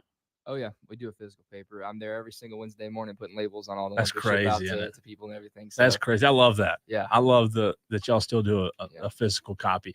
I'll tell you this, and I don't mean to be rude, disrespectful when I say this, but publications that used to be really good here in the upstate have just fallen flat on their face, and it's hard to find good publications anymore, especially the big one that was in Spartanburg. It's just it's a joke now, and I hate to say that, but when these big capital corporations buy and take over the local part of it, it kind of gets thrown out the window, at least in my opinion. Do you feel that, or so we're a little bit more of we're much more of a mom and pop type Right. paper than we are a Right. I guess a corporate, yeah. kind of thing. Yeah. So I will say there is a lot to be said for that kind of paper. for sure more freedom, I would Oh, assume, right? way more freedom. I mean, the fact that you can, I mean, I have a column in the paper that I can write, I mean, whatever I want. Yeah, It I doesn't love matter that. what the topic is. It's just very, very open, very I relaxed. love that. Do you think you would enjoy it as much if you were working for a big corporation? I can't say. Yeah. I can't say because I mean, like, it has always been my dream to Right. kind of like, Yeah, for I sure. would pass by the Greenville News office down when I was in college and be like, man, one day that's Yeah. where I'm gonna for sure. that's where I'm gonna work. For So sure. I don't know yet, but I guess maybe Not if I a end up bad working there, mouth them, we'll but see. I didn't mean to put you on the spot there. No, It's just no. there's purpose of it being a Yeah, local company. Absolutely. All right, you cover Burns, one of the teams that we hadn't talked about. They are off tonight. They have a much needed bye week. They're banged up. Very But much so. I'll say this: this is a Burns team that I've only seen once. I'll see them again next Friday. You've seen them this year. That are super talented, but for me, they're a little bit tricky to figure out. They've they as far as talent wise, they're as talented as anybody on paper in the state. Then when you see them play, Spartanburg had them on the ropes, Bowling Springs had them on the ropes, and Norman had them on the ropes. However, I will give credit, like I said Saturday on the show, good teams, great teams find ways to win, and Burns has done that. What are your thoughts on what you've seen from Burns this year? So you're right. It is kind of what you're going to get. Just depends on which Burns you get each night. Yeah. Like you have the Burns that comes in and whoops up on Greenville, beats them by 30. Yeah. You have the Burns that beats West Florence 49-0. You have Burns that loses to Chapman. You Right. have Burns that That's what I'm saying. nearly loses to Dorman. That's what I'm they did saying. the other night. And like you said, credit where credit's due. The good teams find a way to win. Yeah. Even when it gets tough, because It's like Coach Shaw, he calls it Region 2 black and blue because all of these games that they play, For sure. Dorman, Spartanburg, Bowling Springs, and then Gaffney obviously next week, they're bloodbaths. It's going to be tough. Every single one of them. So you can't really, I feel like you can't really fault them too much, especially with playing in this region, because I mean, it's hard to come in and dominate against all these teams every single week week out. It's the, in high school football in the state, it's the SEC West, if you will, of high school football is tough. Yeah. When you look at, not looking ahead, but Burns off this week, when you look at next week's matchup between them and Gaffney, do you feel like from what you've seen that you have an idea or a pulse on who the favorite would be if you had to right now say that you have a favorite? To me, you toss a coin in the air and wherever it lands is your best bet in that game. It's Gaffney Burns, a ton of history there. Do you have any idea, a pulse, we're 7 days away now? I'm right where you're at based on the coin toss kind of thing, because I genuinely think either of those teams could win state, and I wouldn't be surprised about it in the slightest bit. Right. That being said, I think a lot of it will depend on how healthy Burns can get by the time, next Friday rolls around, because they do have a lot of injuries. I think they're 6 or 7, maybe 8 at this point. Starters have been injured in the last 2 or 3 weeks since region play started. So depending on how healthy they are, I think that's going to determine their fate a little bit. But no matter what happens next week, I would not be surprised, just like last year, to see these two teams meet deep in the playoffs again. Do you think injuries are Burns' biggest hindrance right now to being at full strength in terms of them doing what they're capable of doing? Yeah, it's one of them. It's definitely one of them because they have, like I said, probably going on near double-digit injuries the past 3 weeks to some of their starting players. But another one of their hindrances, I would say, is consistency. Yeah, and I agree with that. They consistently find ways to win, but they don't consistently handle teams the way you think they might handle them. Right. I predicted it last week, I predicted a 31-point Burns win over Dorman. Yeah. And credit to Dorman, because like I said, they fought. They did. They came in there and they weren't going to lie down. But you just, to have full confidence in a team, you want to see them consistently come in and handle business without sweat. Yep. Like you're supposed to. Yep. And so a little bit of injuries, a little bit of consistency issues. I'm not too worried about them though, because I think when the time comes and it's playoff time and they need to put it together, I think they will.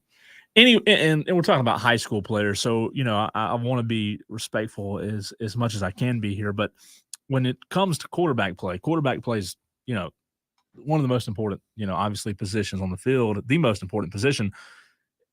Is there any concern in your mind from quarterback play, what you've seen at Burns? I know last week Andrew Stevens had, he struggled. They brought in a new quarterback, the transfer from Bowling Springs, and he played a little bit against Dorman, had a big run for a touchdown. Is there any concern at all when it comes to their quarterback situation?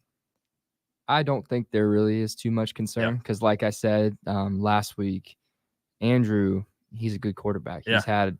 He had a great run of games leading into Friday night against Dorman. Yeah. And like I said last week, again, things happen. Not every week's going to be your best week. Right. 3 interceptions is rough, absolutely. But considering the conditions, it was pouring down rain. And Dorman's their secondary stingy too. That's not like that's one of the better secondaries in the upstate. That's not like teams don't hang that many points on Dorman. Right. I think 14-10 was the Dorman Bowling Springs game. So it's not like that's a bad defense he was going up against. But I think, like I said, an extra week's rest, kind of get some confidence back if he lost any confidence. I think he'll be ready to go as a starter this week, and I think he'll perform the way Coach Shaw has seen him perform the rest of so far this year. You also cover Greer, Blue Ridge. It's going to be a tough one for them tonight. They've struggled this season, but that Chapman team's a little bit different of an animal. So they're a juggernaut. Yeah, I don't know. They beat Burns. So They beat Burns. That's a big win. Huge win. If Blue Ridge beats Chapman tonight, logically that means that Blue Ridge would beat Burns. That's right. That's right. I mean, that's just, you just got to go with the logic. Yeah, but I think we're safe saying, again, no disrespect to Blue Ridge, but Chapman's just they're a different animal. Have you seen Chapman yet? At Burns. At Burns. You were at Burns versus Burns. They were so you were at the Chapman Burns game. Caught the end of that game. Love Coleman Gray. Yeah, they're fantastic. Talented. Yeah, I think he's going to the North South game. He's a fantastic QB. He's leading us to great things. And again, on the Blue Ridge note, Like you said, no disrespect or anything. It's a very easy team to root for. Yeah. Love seeing them get their first win last week of the season and clinch a playoff spot because region play, it's top 4 teams get into the playoffs. But going up against teams in that region like Chapman and Broome, that is no easy task. So TR next week, I think that's a winnable game for them, and I'm hoping to see them get on track. For sure. So they did clinch a playoff spot, like you said, because at least number 4. You win one game and you're in. So all right. Then games tonight. The game you're going to be at is Lawrence at Eastside. Lawrence at Eastside. We had a text come in earlier about Eastside. A texter, Eastside fan, was asking about them and their region. So we appreciate your time, man. Been a pleasure. We'll continue to talk with you, I'm sure, on my show, but we appreciate you. Listen, I love good writing. I can't write, but I love reading it. So I appreciate you and your stuff. Excellent work from the stuff I've read. So I appreciate that, man. Been a pleasure having you on, and we will continue in hour number 4 after Lonzo's Sports Flash.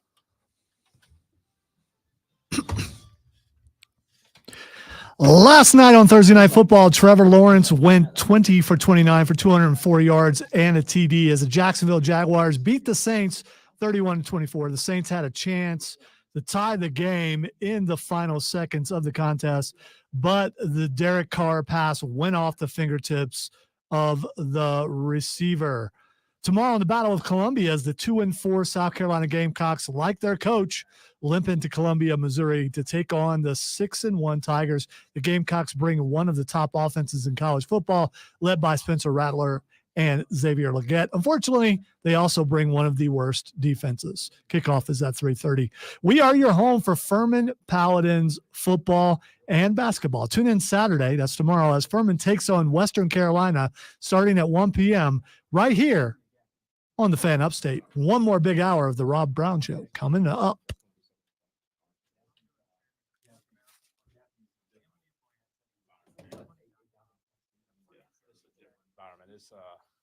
It's Burns is great. When Burns fills up that home side, it's fun. But absolutely, Gaffney's just a different animal, man. I never thought when I was at Burns, I was like, they do have one of the best fan bases, but Gaffney's just.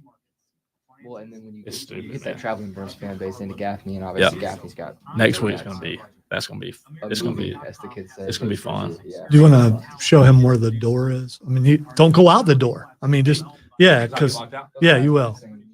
Yeah. Just tell him to leave. No. You can stay the entire next hour if you want. I mean, I'm just saying if you were going to, you need to now because Nice to meet you. Don't go out.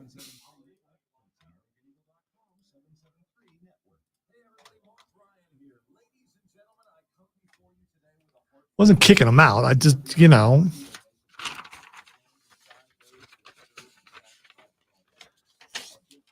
I am the timekeeper here.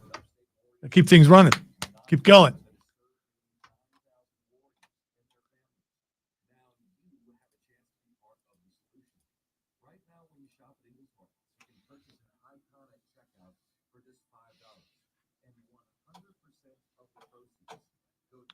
I'm going to take us down for just a moment, but we'll be right back.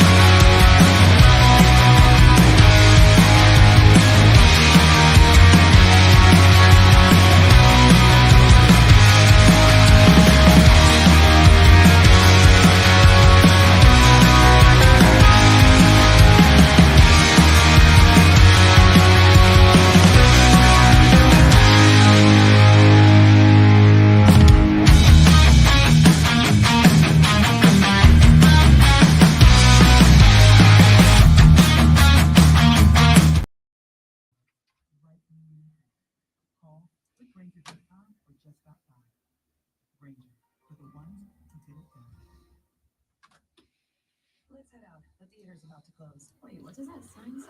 Warning, watch your step? No, next to it. If you are 60 or older, you may be at increased risk of serious consequences from RSV, respiratory syncytial virus, compared to adults younger than 60. I didn't know that. Not all dangers come with warning labels. Talk to your pharmacist or doctor about getting vaccinated against RSV today. RSV vaccines, including Pfizer's, are available. Learn more at We'll see if Cole makes it back in time. This is Cole Bryson. Are you ready for the ultimate adrenaline-packed high school football experience? Tune into the Fan Upstate every Saturday morning from 8 to 10 for the Saturday Morning Scramble. You'll get the latest scores, insight, and exclusive interviews with star athletes and coaches. Plus, I don't know. Looks like he might not make it. your local Angles market all season. The Saturday Morning Scramble on the Fan Upstate 97.7 FM Greenville, 97.1 FM Spartanburg, and on your phone on the Odyssey app. Powered by Founders Federal Credit Union. Your morning jolt of sports. It's the Rob Brown Show. I wouldn't mind. I know we're on record talking about Cooter, Jim Bob Cooter, and we're talking about Thomas Brown. You gotta say it the right way, Rashad. You gotta say it. You gotta do it, man. I can't do it with the flame, man. Jim Bob Cooter. Come on. Hey, where does the one and only glue that holds this whole building together? Where's he work? Who would that be? Rob Jones. It's directly over there. I love that guy. I know we're on the stream, so. I love everyone here, Cole. Right. I'm a team player in every way. That's Hugs for everyone. That's what I do. Is he here? Doubt it. No, Not this early. not this early. Be about 11 o'clock. Maybe. He does a lot of field work, so I don't know. Oh, okay.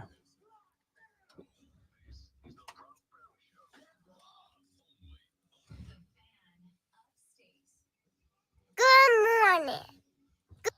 I'm going to start turning my mic on, and as soon as the promo ends, I'm going to be talking before you have time to do it. All right, I got to be honest with you. Rob can't do it either.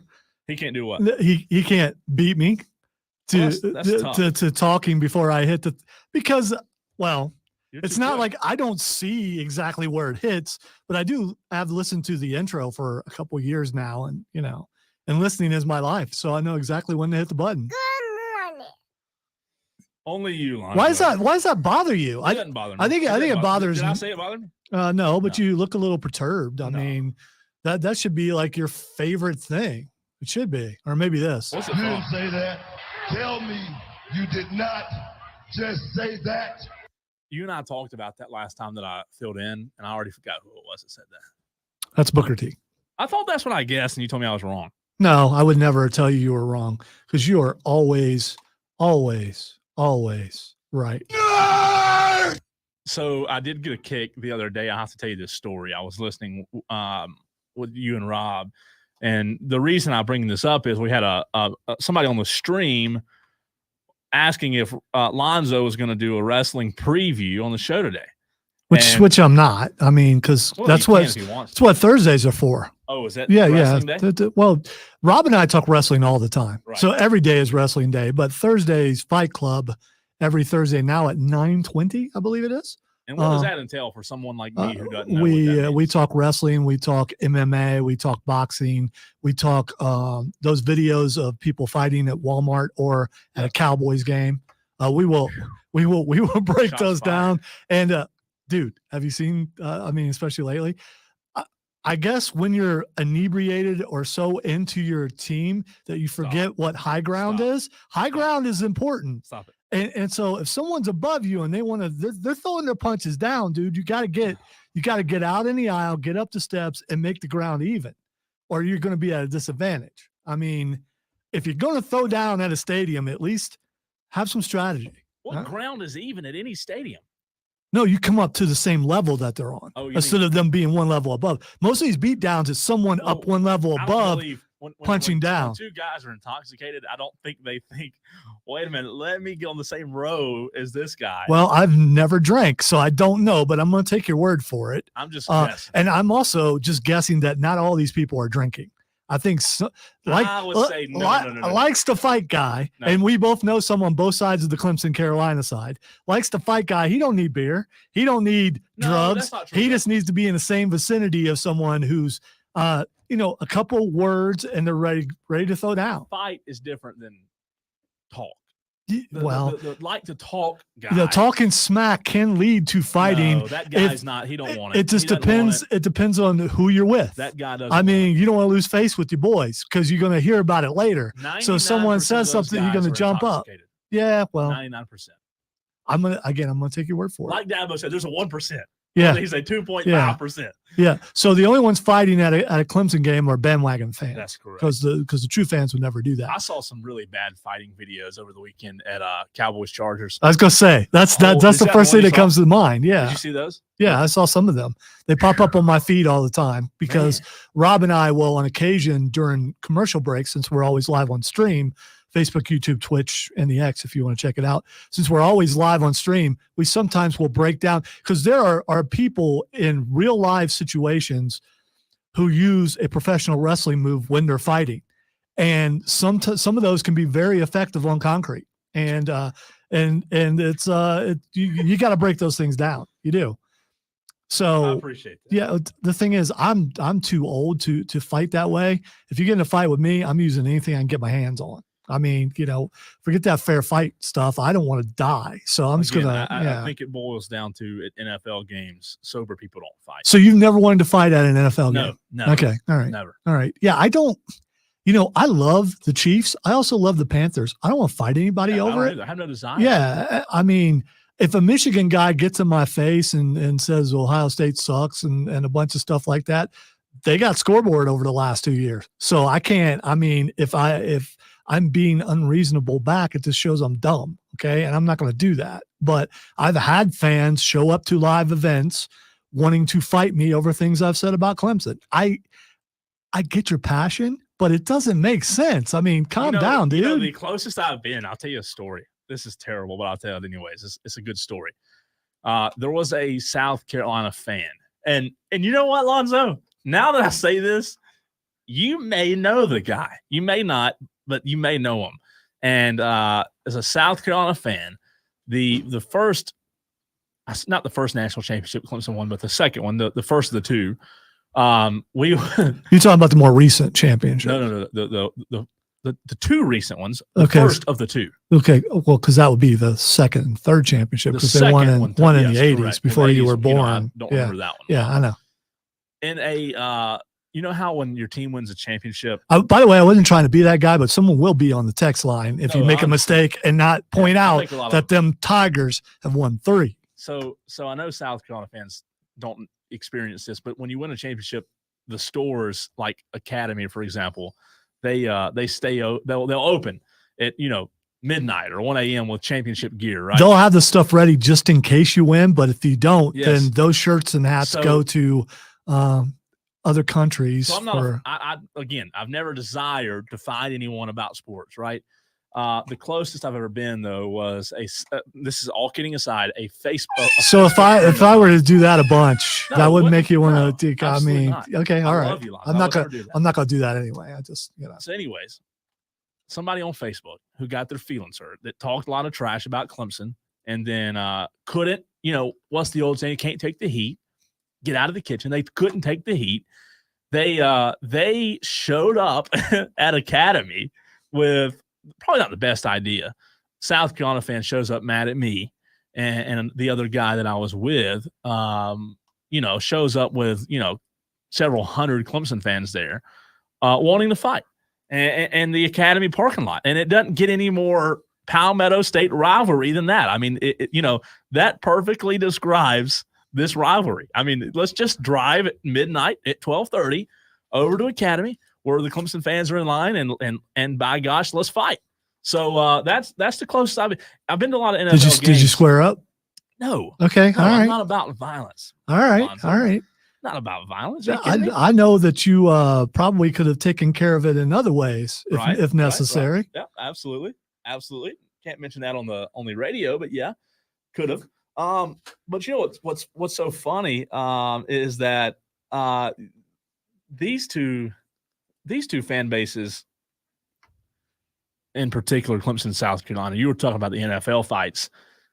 They don't fight like you would think the NFL. The South, you go to a South Carolina Clemson game. I've been to a lot of them lately, and you'll see some fights, right? In the stands, in the upper deck mainly, where the cheap seats are.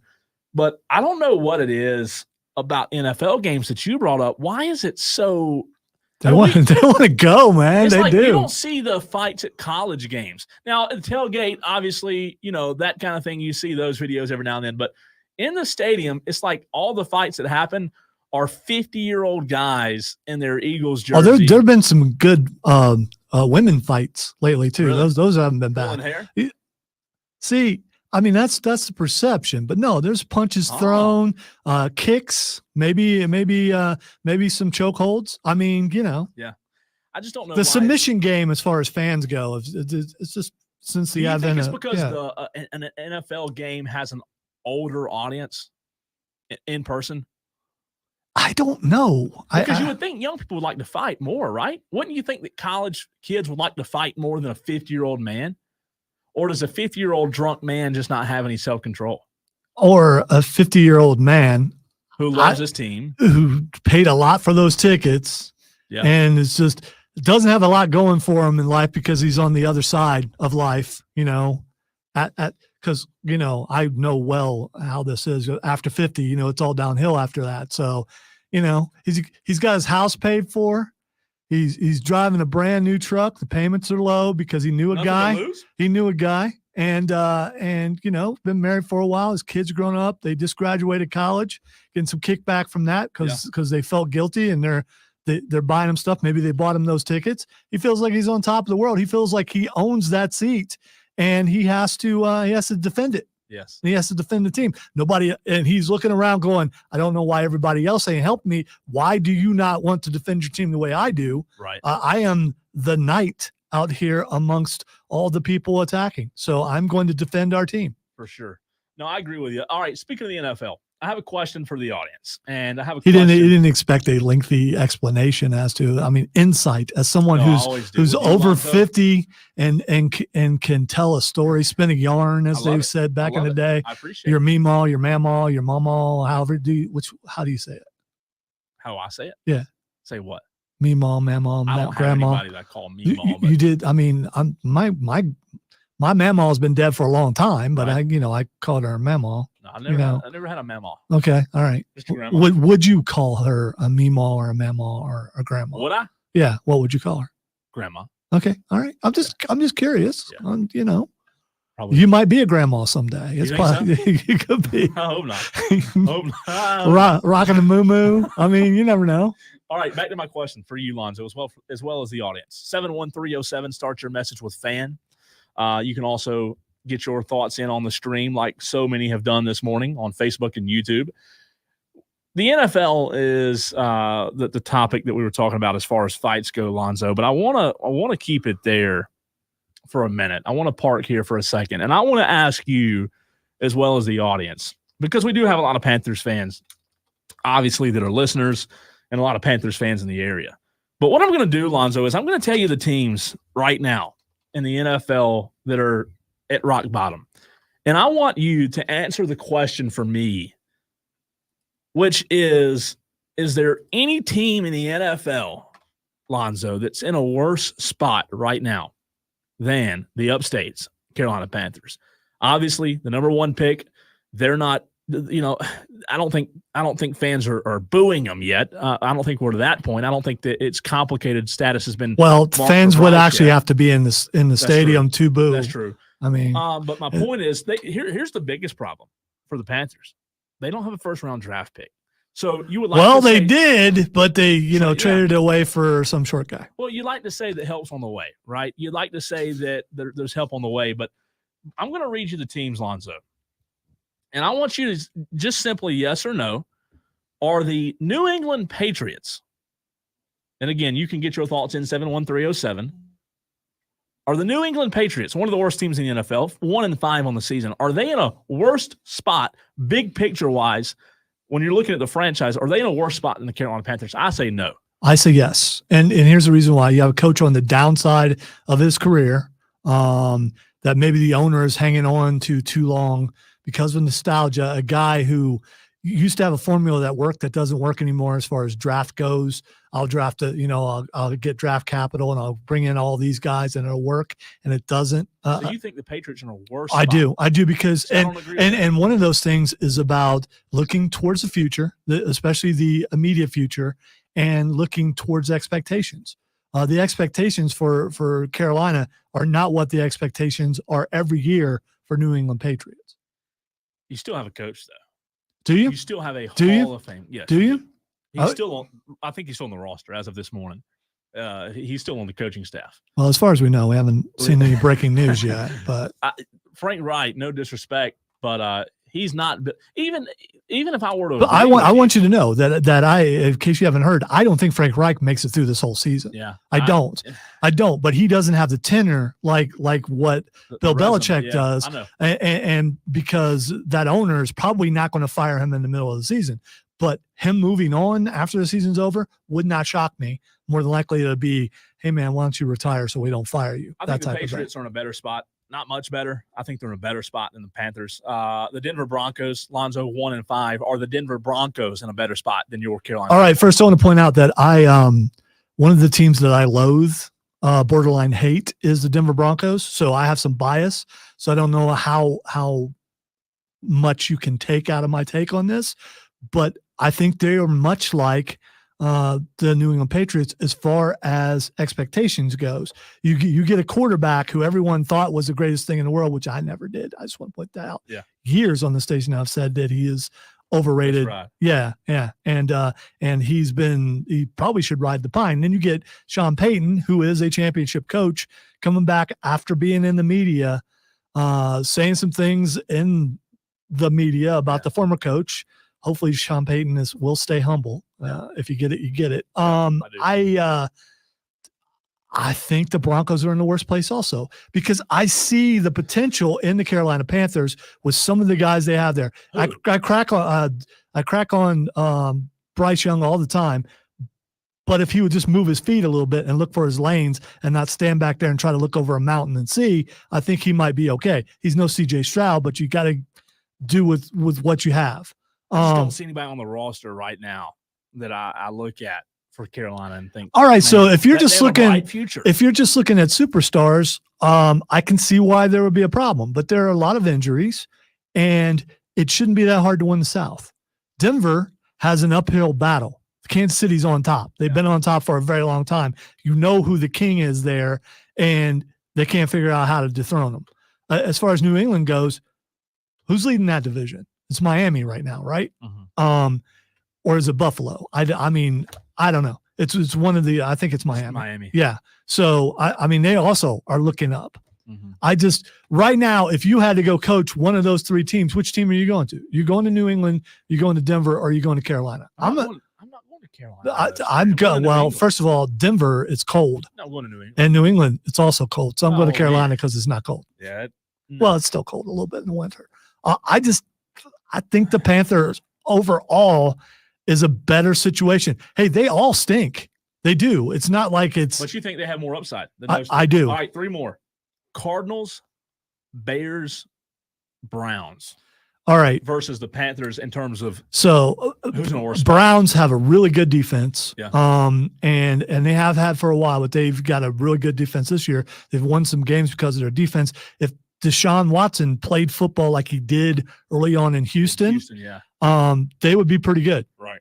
And they show glimpses of that. They do. I think out of all the teams you've mentioned so far, huge win Sunday. Yeah, all the teams you've mentioned so far, Cleveland would be where I would go. I think they have the best roster. I think they have the most talent. Arizona, I don't know, man. I don't think so. I don't know.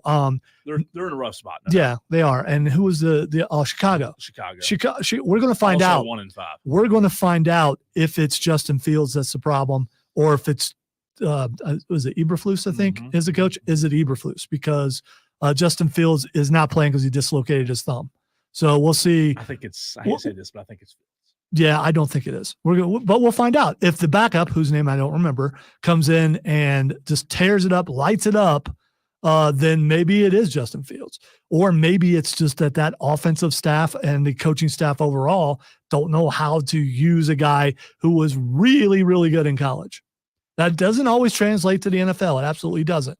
And Ohio State quarterbacks historically have not been that good in the NFL.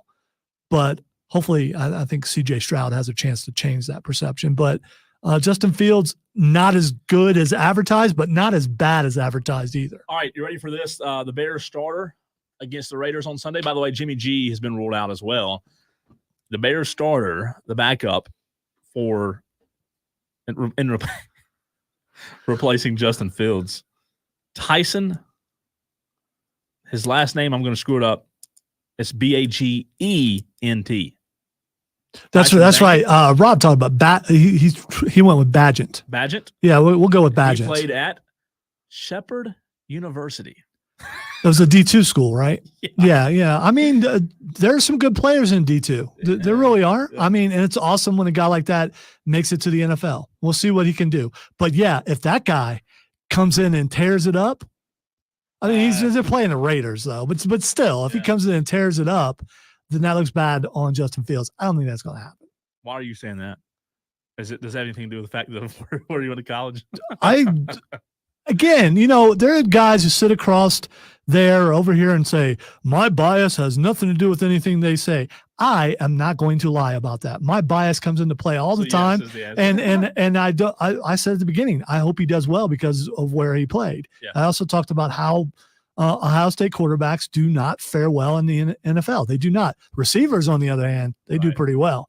But the quarterbacks, not so much.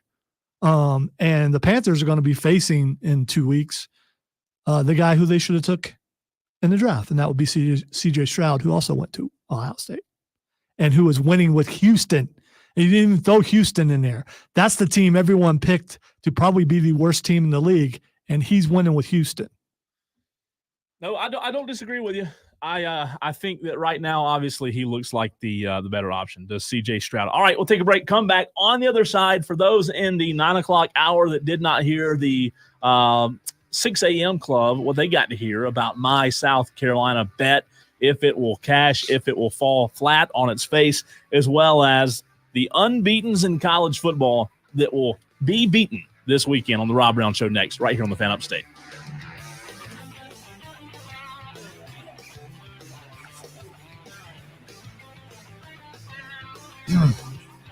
Do you want to talk to them while I'm away at the restroom, or Yeah, I'll talk to them. Okay, all right. I was going to answer. So yes, Zach, it was Spartanburg. That's right. And Steven, do I know any Webbs? I don't think so. Webbs. Not off the top of my head, I don't. From Bowling Springs. I'm not sure. I'm better with first names than I am last names, but I don't know. Off the top of my head, I don't know any Webbs. Could be wrong though. And now, Mark Ryan's Morning Sports Pin, powered by Ingles. Low prices, love the savings. So if I asked you right now, what are the final records for Clemson and South Carolina in the regular season? All right. Appreciate you guys tuning in on the stream. We got a big crowd of 15 right now. Everett at home. Oh, yes. I'm sorry. Yes, I lied. I do. Yes, I have eaten there. Now it hit. I have eaten there, Steven. What's his name? I know. Is it Rob? It's not Rob, is it? I do know who you're talking about. I didn't know. Are you part of that family? Let me know. How do you spell Trey's name? Trey. Not that. The Stewart. SW. Oh, yeah, that's right. Okay. Stewart. Okay, that's not how I spelled it. Rob is your uncle. Sweet, man. I didn't know. You know what? When you say, again, I'm terrible with last names. I hadn't seen him in forever. Does he still have his long hair? Is he cut it, or is it still long? Do you know? I hadn't been to Holmes Hot Dogs, by the way, in a long, long time. Really long time. Markets is proud to sponsor the Mark Ryan Sports Spin. From the playing fields to the stands to your own living room. Ingles Still long. I love it. Nothing wrong with that. It's long. It's probably this guy's hair's. It's probably a little bit about close to yours. Maybe a little bit longer. Yeah, about due for me to go get my biannual haircut. Every 2 years. No, biannual means twice in a year. Sorry. It's okay. It's all right. How often I just sold it last year? I didn't know that. You don't know who bought it, do you?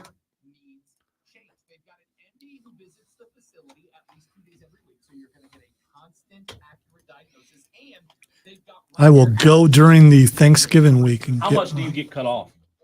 5 to 6 inches. Wow, that's a lot. Yeah. I still have my hair. It still grows really good, and I am grateful for that. Because if I were to shave it off, there's so many scars up there. It would be, it would look like a movie villain, even more so than I do right now.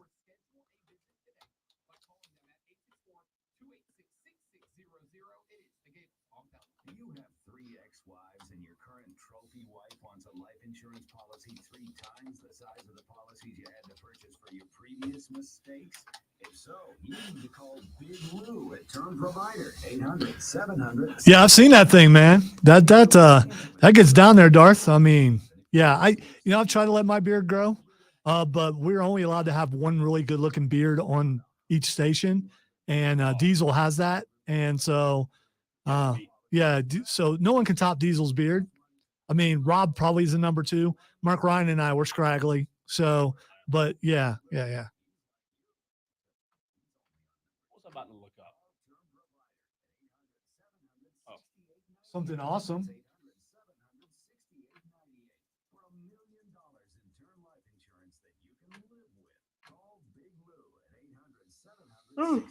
Yeah, Mark struggles on that department.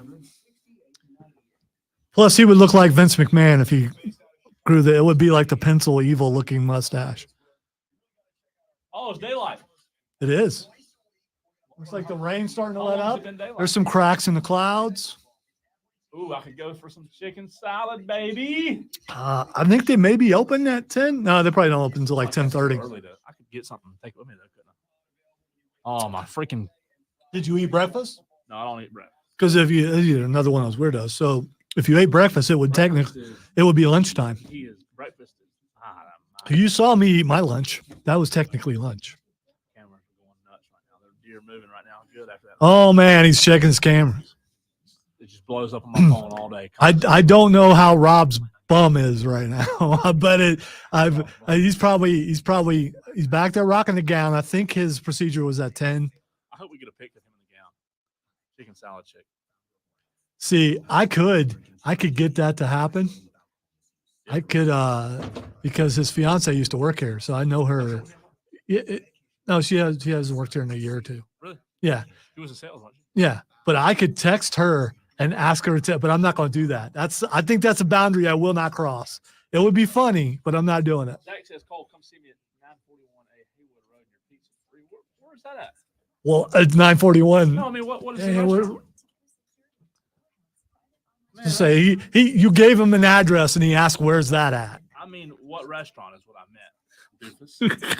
Do you know? You calling me a doofus? You're the one who just said that. Let's look it up. I'm not. There it is. Pizza and then I've never been there. You work there, Zach? Yeah, he does. That's why he said that. I know that because I didn't know if he owned it or. Yeah, I've seen his posts. So yeah. Pizza and then some. I've never heard of that. You been there? No, but I don't get out much, as we know. So, well, you roll your eyes. It's not a bad thing. You gotta get out and meet people. I used to. I'm old, dude. You're not old. Old's a mindset. I'm older. Yeah, I know. I'm wearing a t-shirt and sweats. I can't be that old.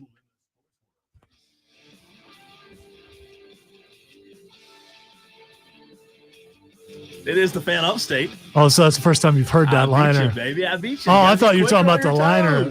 Yeah, that's not the top of the hour. I only do that at the top of the hour. So yeah. My chances are done for the day. Yeah, they are. We have no more hours. Well, I'm sure you'll be back on again eventually. No, don't think so. I think I just. You think this is it? This is done? It's over? We had a text that came in and said, DD wants you to talk high school football. Well, sorry, you missed 2 whole segments of it. Actually, 3. So you must have tuned in a little bit late. But hey, on the Odyssey app, you can go back and watch or listen, rather, anytime. You could actually go back and watch on Facebook, YouTube, Twitch. or the X. Yeah, if you wanted to, you could do that. But we prefer you use the Odyssey app because it's free. We're gonna have to turn the stream off. I'm getting hungry over here. It's kind of getting. He's looking up what time restaurants open and things like that. So that's the one thing about moving to mornings, because it changes your eating schedule and you get hungry for like lunch when some people are eating, their breakfast, and you've got to learn how to space that out for the rest of the day, or you end up eating 2 or 3 more meals than you normally would. So I'm not a breakfast person and never have been. It just, for some reason, I don't get hungry till about 10 o'clock. That's just so weird. But if you stay up really late, then it's probably not breakfast. I don't think, I'll tell you this, and you may disagree, and it's fine. You ain't never had an egg and cheese biscuit? No, I love breakfast food. I don't. Oh, okay. All right. I don't think breakfast, I think it was a marketing push and a lie that we listened to for so long that breakfast was the most important meal of the day. I don't think that's true in any way. I don't think, if you play sports, obviously it's different because you need the calories, right? You need the energy that the carbs provide. Yeah, I think you hurt your body by not eating breakfast because you're feeding it a false line. What about doctors say intermittent fasting is one of the best things you can do for your health? If you pay a doctor, they'll say a lot of things. But doctors also, they also told us that breakfast is the most important meal. So that's what I'm saying. You say breakfast is the most important meal of the day, but at the same time, they say if you want to lose weight, one of the best things. So admittedly, if you're watching stream, I put on quite a bit of weight. I got sick and it was in the hospital, and I put on even more than what I took off. But I do know how to lose weight, and I've done it before. I've lost nearly 200 pounds before. Yeah. And I ate breakfast. I ate 5 meals a day. I'm not saying that that's. Yeah, I mean, I'm not saying that that's the only way to lose weight. I'm just saying. Oh, there are a bunch of different ways. Whatever works for you is awesome. I just think. By the way, I need to find that out. I pretty much. Yeah. Well, I mean, bad shape right now. Yeah, not as bad a shape as me. My point is, it's not the most important meal of the day. I don't think it is. I think the most important meal of the day. If I didn't eat breakfast, I would not be able to function. Because really I need food during football. We're going to ignore the stream right now because some guy named Rob's on there. Even during football, they asked my mom to give me an extra $1 each day so I could eat 2 lunches so I'd have energy for football. So I said sports guys. Yeah. If you play sports, it's different. You need those calories. You need the intake. I get it, but for those that don't need it, I think it's. Hey, Rob, is the gown form fitting? I'm asking for I want to friends. During the break, I said that I want to see a picture, by the way. And I told him I could make that happen, but I'm not doing it. I want to see Rob in the gown. Let's get it up. It needs to go viral. Nah, you don't need it. Don't do that, man. I mean, there's some Rob's things. Rob's a guy that's proud of that. You know what I mean? Rob. Yeah, but maybe seeing him in a gown will cause you to be insecure because you realize that you're not him. I mean, so it may hurt more than it helps. You maybe think you're hurting him, but you might be hurting yourself. I'm just All saying. Right. For the 9 o'clock club, the 9 a.m. club right here on the program, in the 6 o'clock hour, we talked about. Hey, we're almost done. Did this go faster than you thought it would? Yeah, it has gone very fast, actually. Okay, all right. It's because of me. We haven't had. You can thank me. Thank you, Lonzo. Yeah, you're welcome. We had one guest, and that's it. So it has gone by a lot faster. But during the 6 o'clock hour, we talked about with the audience as well as Lonzo. I think you should have worded that different, Rob. But anyway. That's true. He's headed there now. All right. Good luck, Rob. Go knock it out, baby. Hope it all comes out good. Stay tuned to 97.1 or 97.7 or on the Odyssey app, Rob. I don't know if you knew that. That's right. Lonzo, for the third time. Don't distract me any more than I already am. My ADHD's killer right now. My bet that you know what you should never do around me. You've interrupted me 4 times in a row now. You should never hesitate. You've interrupted me now 4 times in a row. I do want your thoughts. I'm back here now. I want the audience thoughts as well. Text line 71307. Before the season started, I don't know why I did, but I put a bet in on South Carolina. And the total wins was 6.5. That was what Vegas had marked for South Carolina in terms of their total wins. I did think they would beat Florida and did think they would beat North Carolina. So I took over 6.5 and I placed that wager, and as of right now, I'm looking like the big dummy because the Gamecocks 2-4. As of right now. As of right now, keyword. As of right now, I'm looking like the big dummy. The Gamecocks 2-4. They're not off to a good start, obviously. I asked the 6 a.m. audience, and I'll ask you as well, 71307, start your message with fan. If there's any way a miracle can happen here, if there's any way my bet can resurrect itself and cash, as the Gamecocks are at 2-4 right now. So as we go through the schedule, you have Missouri this weekend, obviously tomorrow at 3:30. Lonzo and I both think that's a South Carolina loss. So that would put them at 2-5. I bet really not looking good then. Then you're starting to think, well, what kind of idiot would think they'd win 7 games in the first place? Obviously, I am the idiot here in this situation. Hey, by the way, shout out to Lance.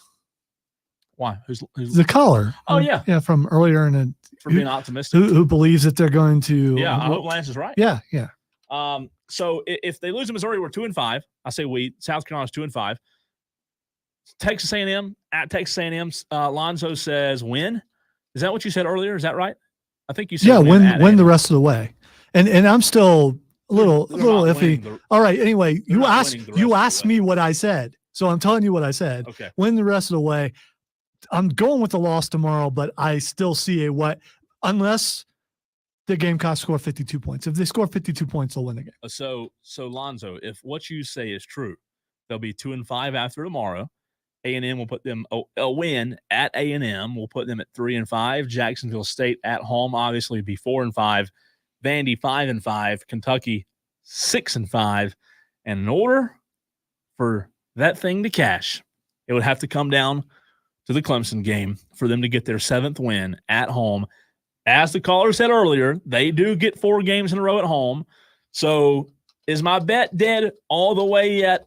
No, it's not. It's not all the way dead yet. However, it's they're lowering the. All right, they're getting the casket ready. Only non-Clemson and non-South Carolina fans should comment because I'm curious about people outside of the rivalry. Well, we don't have if any, they think, yeah, we do. It's called. I know there's someone on there who roots for Georgia. I know we've got some fans of other teams on there because. There is, I don't know if you knew this, there are big businesses in the area and people move in here from other places and they don't necessarily pick Clemson or South Carolina, even though for some people they think it's the law. Yeah. They still go with their team. And so they don't have a bias one way or another. So to put a bow on that, I don't feel good about it. I don't feel good about my over 6.5. I think it's dead. I think they're getting the tombstone ready for that one. I don't think it'll hit. I do believe that the North Carolina game and the Florida game are the 2 games that cost me. South Carolina had a chance, really more than one chance, to beat Florida and failed to do so last weekend. So my over 6.5. Let us know your thoughts. Let me know your thoughts on the stream. All right, we need to go to break, but I just want to ask you something. Since you don't believe you're going to win this, I don't believe. If you do win it, can I have the money? Because I don't think you deserve it because you're doubting. I'm a realist. But if you're a realist, you wouldn't have made that bet in the first place. Not a bad point. You are doubting your own betting skill, and so if this happens, they're 2-4. Yeah, you go. If this happens, you're gonna feel really bad about taking that money. So how you would feel better would be to hand me that money, and then you feel good about yourself. I'm just trying to help you. That does. Help That did help a little bit. There you go. All right, let's take a break. Come back. Final segment. Isn't it? Lonzo is already it's the final segment that quick. It would be the final segment. How did we get there that quick? A texter says, I think they only win 2 more, Vandy and Jacksonville State. I do agree. On the other side, it's the final segment, the best of the day, getting you ready for the weekend right here on the Rob Brown Show on the Fan Upstate.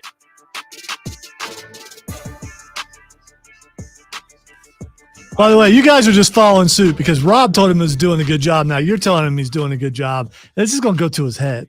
Come on. The size of the ego of the person over there. Nothing's inside of it. It's empty. It's empty, Lonzo. I think that's good advice, Stephen, by the way. What did Stephen say? That's towards Rob to make sure that his chart actually says Rob on it. Because you never know what could happen if your chart says something else and they do surgery that they weren't supposed to do. Yeah, that makes sense. I never thought of that, but it makes sense. Tracy, most likely, I honestly believe they have potential to win out, but I doubt they get past 6 wins.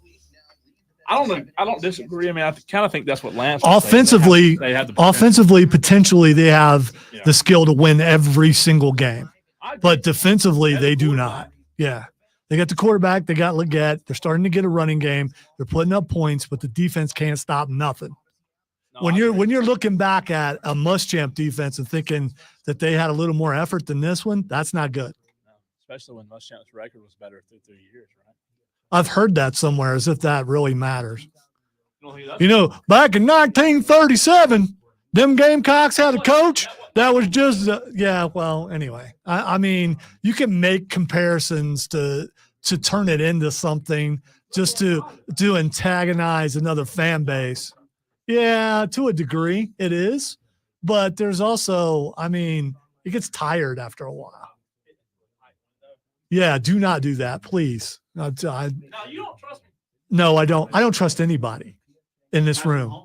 If Mahomes was it, have you seen what he's done the last couple games? I don't know if I trust him either.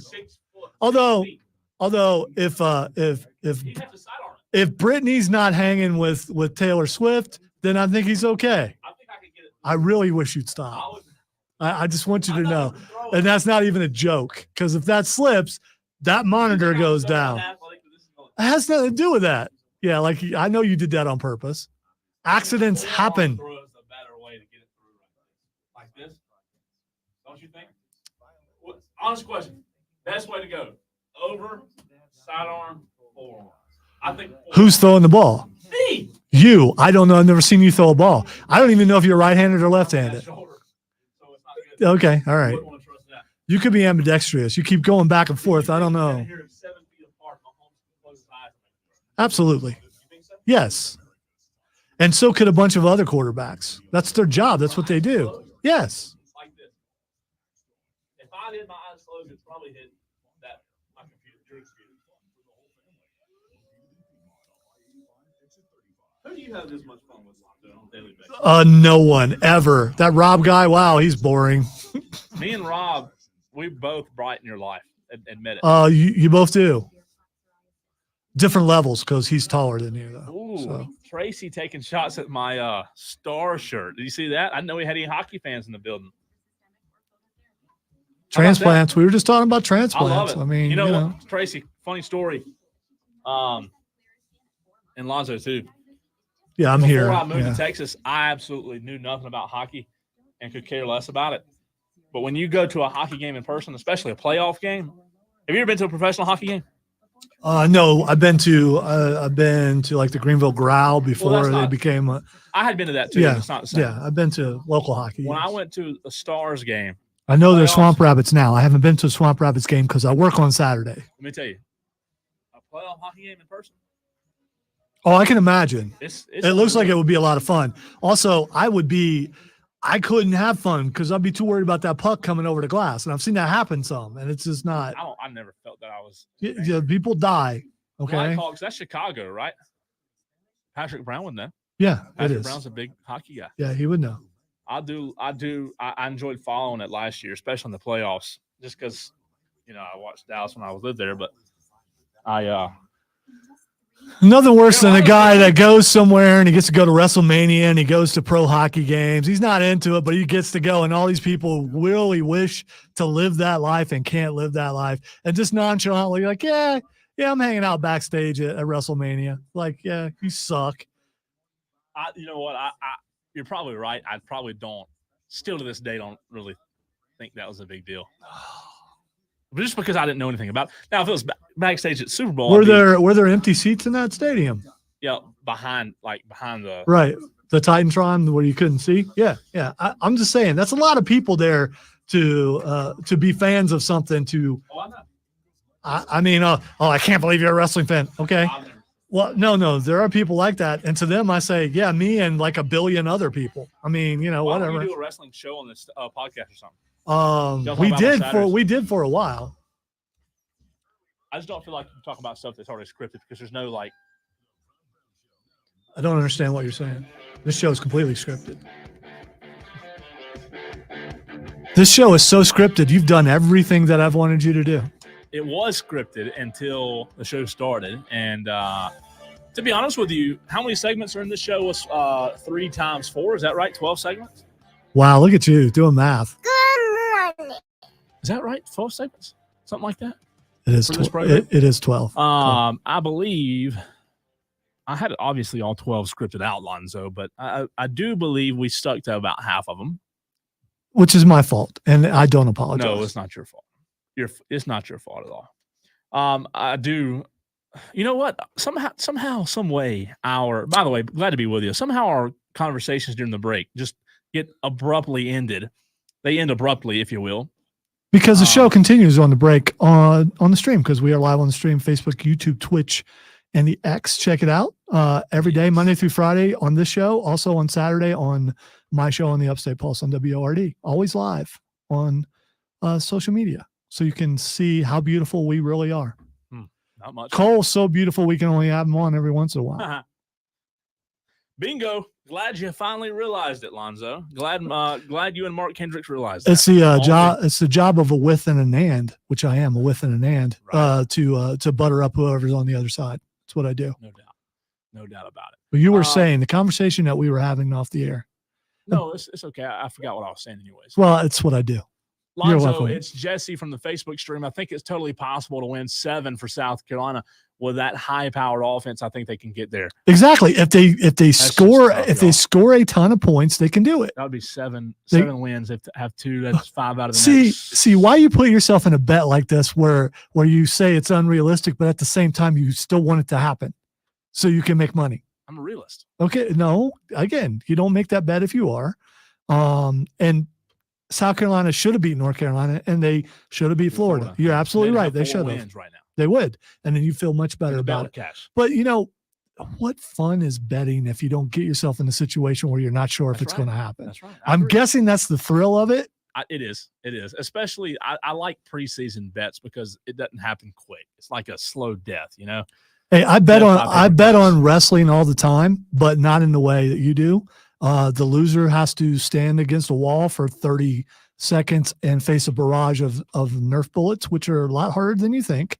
And especially when you got like 100 of them coming at you at once. And I'll be doing that tomorrow night because I lost. Wow. Because I'm not good at betting, which is why I don't. There's video every time. I just said that we're on. It's on your show? Yeah, it will be. Yes. We've been doing that for like 8 years. Everybody else is on the show. If you want to just show up, tomorrow we are actually having our sponsor from Borderlands Comics and Games, Rob Young, on. He has a. Did you ever see Predator? Okay, so there's those rotary for the radio. Yeah, audience, he just. No. If you ever seen a rotary gun, the thing that has to spin up, yes. He has a Nerf gun like that. Yes, cool. And it's not when you're getting shot by it. So he's going to be there. Really? It does.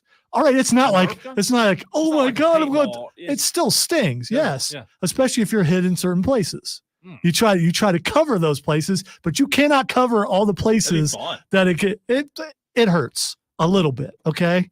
I've only had one person ever refuse to do it, everyone's done it. We do have some guns that are that shoot out the round Nerfs. We don't do those too much because those I can stand. The balls, you mean? Yeah, I can stand at the Word Studio and hit the wall at the other end of the building. And they come out pretty. And so imagine that like 5 feet away. That's tough. It is. So it stings. If you want to see that, it'll happen tomorrow night around, I don't know, 7:45 or something near the end of the show. There's Lonzo's show. And I invite you if you want to come in and I'm talking to Cole. I'm not talking to you guys because you guys are sadistic and you got the listeners. No, you can't come in. But if Cole wants to come in and shoot me with a Nerf gun, that's fine. But don't tempt me. Yeah, I'm just letting you know that when it's happening. So we do. The only person who's never been on the wall, stinking Rob Brown. Been on the what? Been on the Nerf wall. He's the only one who's never lost. Cameron had the record of like a couple years of never losing. Is that your son? Yeah, but he lost last time. And so Tim Snow has been on that wall many times, and so has everybody else. But Rob Brown never on the wall. I can't wait to see it. Can't wait to see it. All right, this weekend. Yes. Which unbeaten has the best chance of being beaten? Which Penn State. Ooh, wow! I didn't even get to name them, and you already. Well, I've been in my Georgia's off, by the way. Yeah. And Liberty played Tuesday. They're undefeated. They beat Middle Tennessee. Wow, you're throwing Liberty in there. I guess they are undefeated. All right, so does that mean you acknowledge that Florida team Penn that State supposedly won the at national Ohio championship? State, Yeah. everyone knows why Lonzo says Penn State will lose. They lost to Ohio State. Well, either way, an unbeaten is going to lose. So because they're both unbeaten. Correct. That is good logic there. Yeah, thank you. And I would agree with that. Yeah, not even Steiner math. But obviously, you're siding with I am, Ohio State. I am wearing the shirt. Yeah, you should be. Washington 6-0 versus Arizona State. I don't see that one being. Washington's okay there. Yeah, I think they're okay. I think they stay unbeaten. I hate to do this, Lonzo, but with Penn State, I think I agree with you. Where's that game at? Is it? It's in the shoe, baby. Is it the shoe? Yes. Yeah, I'll tell you this. I don't know. Michigan could lose to Michigan State only because, and we didn't talk about this. Michigan is under investigation for stealing signs. It's a big deal. It's everywhere. I didn't bring it up because I don't like talking about Michigan, but even in this light, where who knows, maybe they end up with a forfeiture or something. Hopefully they'll return them. It'll be okay. I hope that every game they've ever won in the history of mankind is just taken away from them. But that's just me. Michigan's the first team since 1936 to score 30 or more points while allowing 10. Yeah, or fewer points. Their strength of schedule so far not very. I mean, but they are back end heavy as some of us are, and they will. They're going to face stiffer competition. I do agree with your Ohio State win. I just haven't been impressed with Ohio State's quarterback play. Here's the thing. He's progressively getting better. You come into the first game and they haven't named an exact starter yet. Right. So I think different aspects of that team are improving every week. Yeah. We haven't seen a complete Ohio State team. They're ahead of schedule. They were ranked too high. They should not be where they are, but they're there. So, I mean, Kyle McCord, right? Yeah. And if they beat Penn State, they got a good shot of beating Michigan also. I think they stole one against Notre Dame.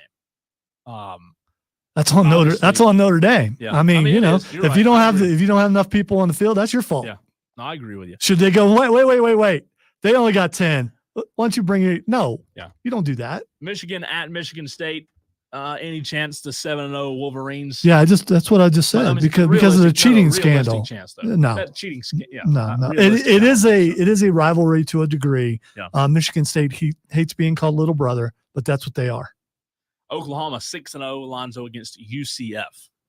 Who's that coach for Oklahoma? He is Mr. Brent Venables. Does he ever get back, coach? I haven't watched any of their games. Did that guy go with him? Yeah, I think I don't know if that guy did, but he's got one. Yeah. Okay. I didn't know if maybe he calmed down as egg.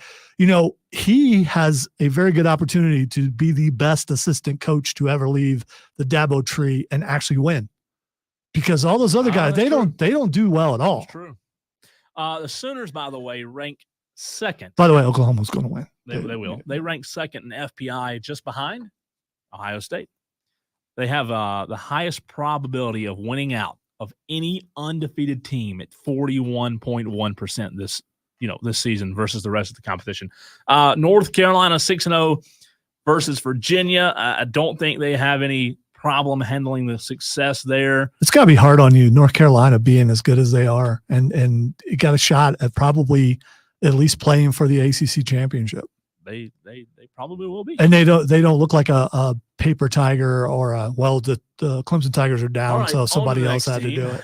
So it gets better. Florida State 6-0 facing Duke. Any chance? Obviously, actually, that's a better game than some of the other matchups. Yeah. However, if Duke were Duke's injury at quarterback concerns me. I don't. Yeah, it does. But if Duke were to beat Florida State, it wouldn't be that much of a shocker. I don't think it's going to happen, though.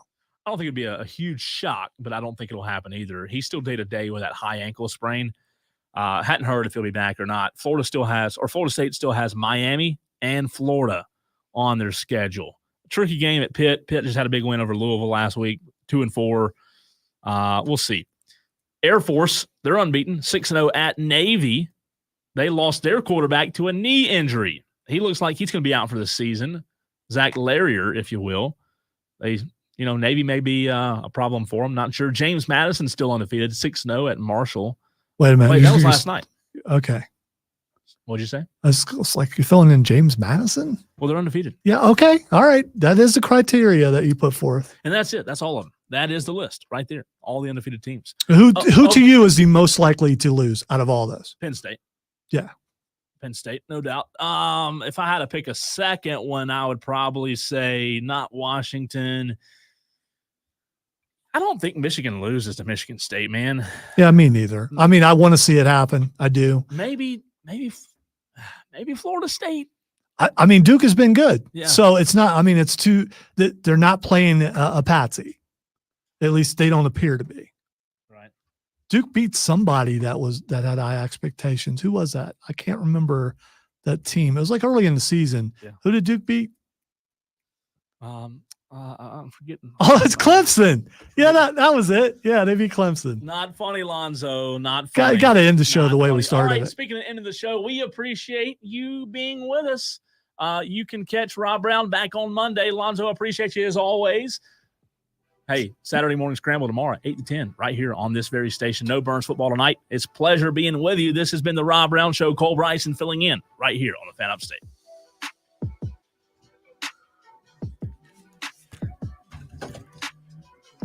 All right. Thank you to everybody on the stream. We're going to jump out a little early because, I'm going to escort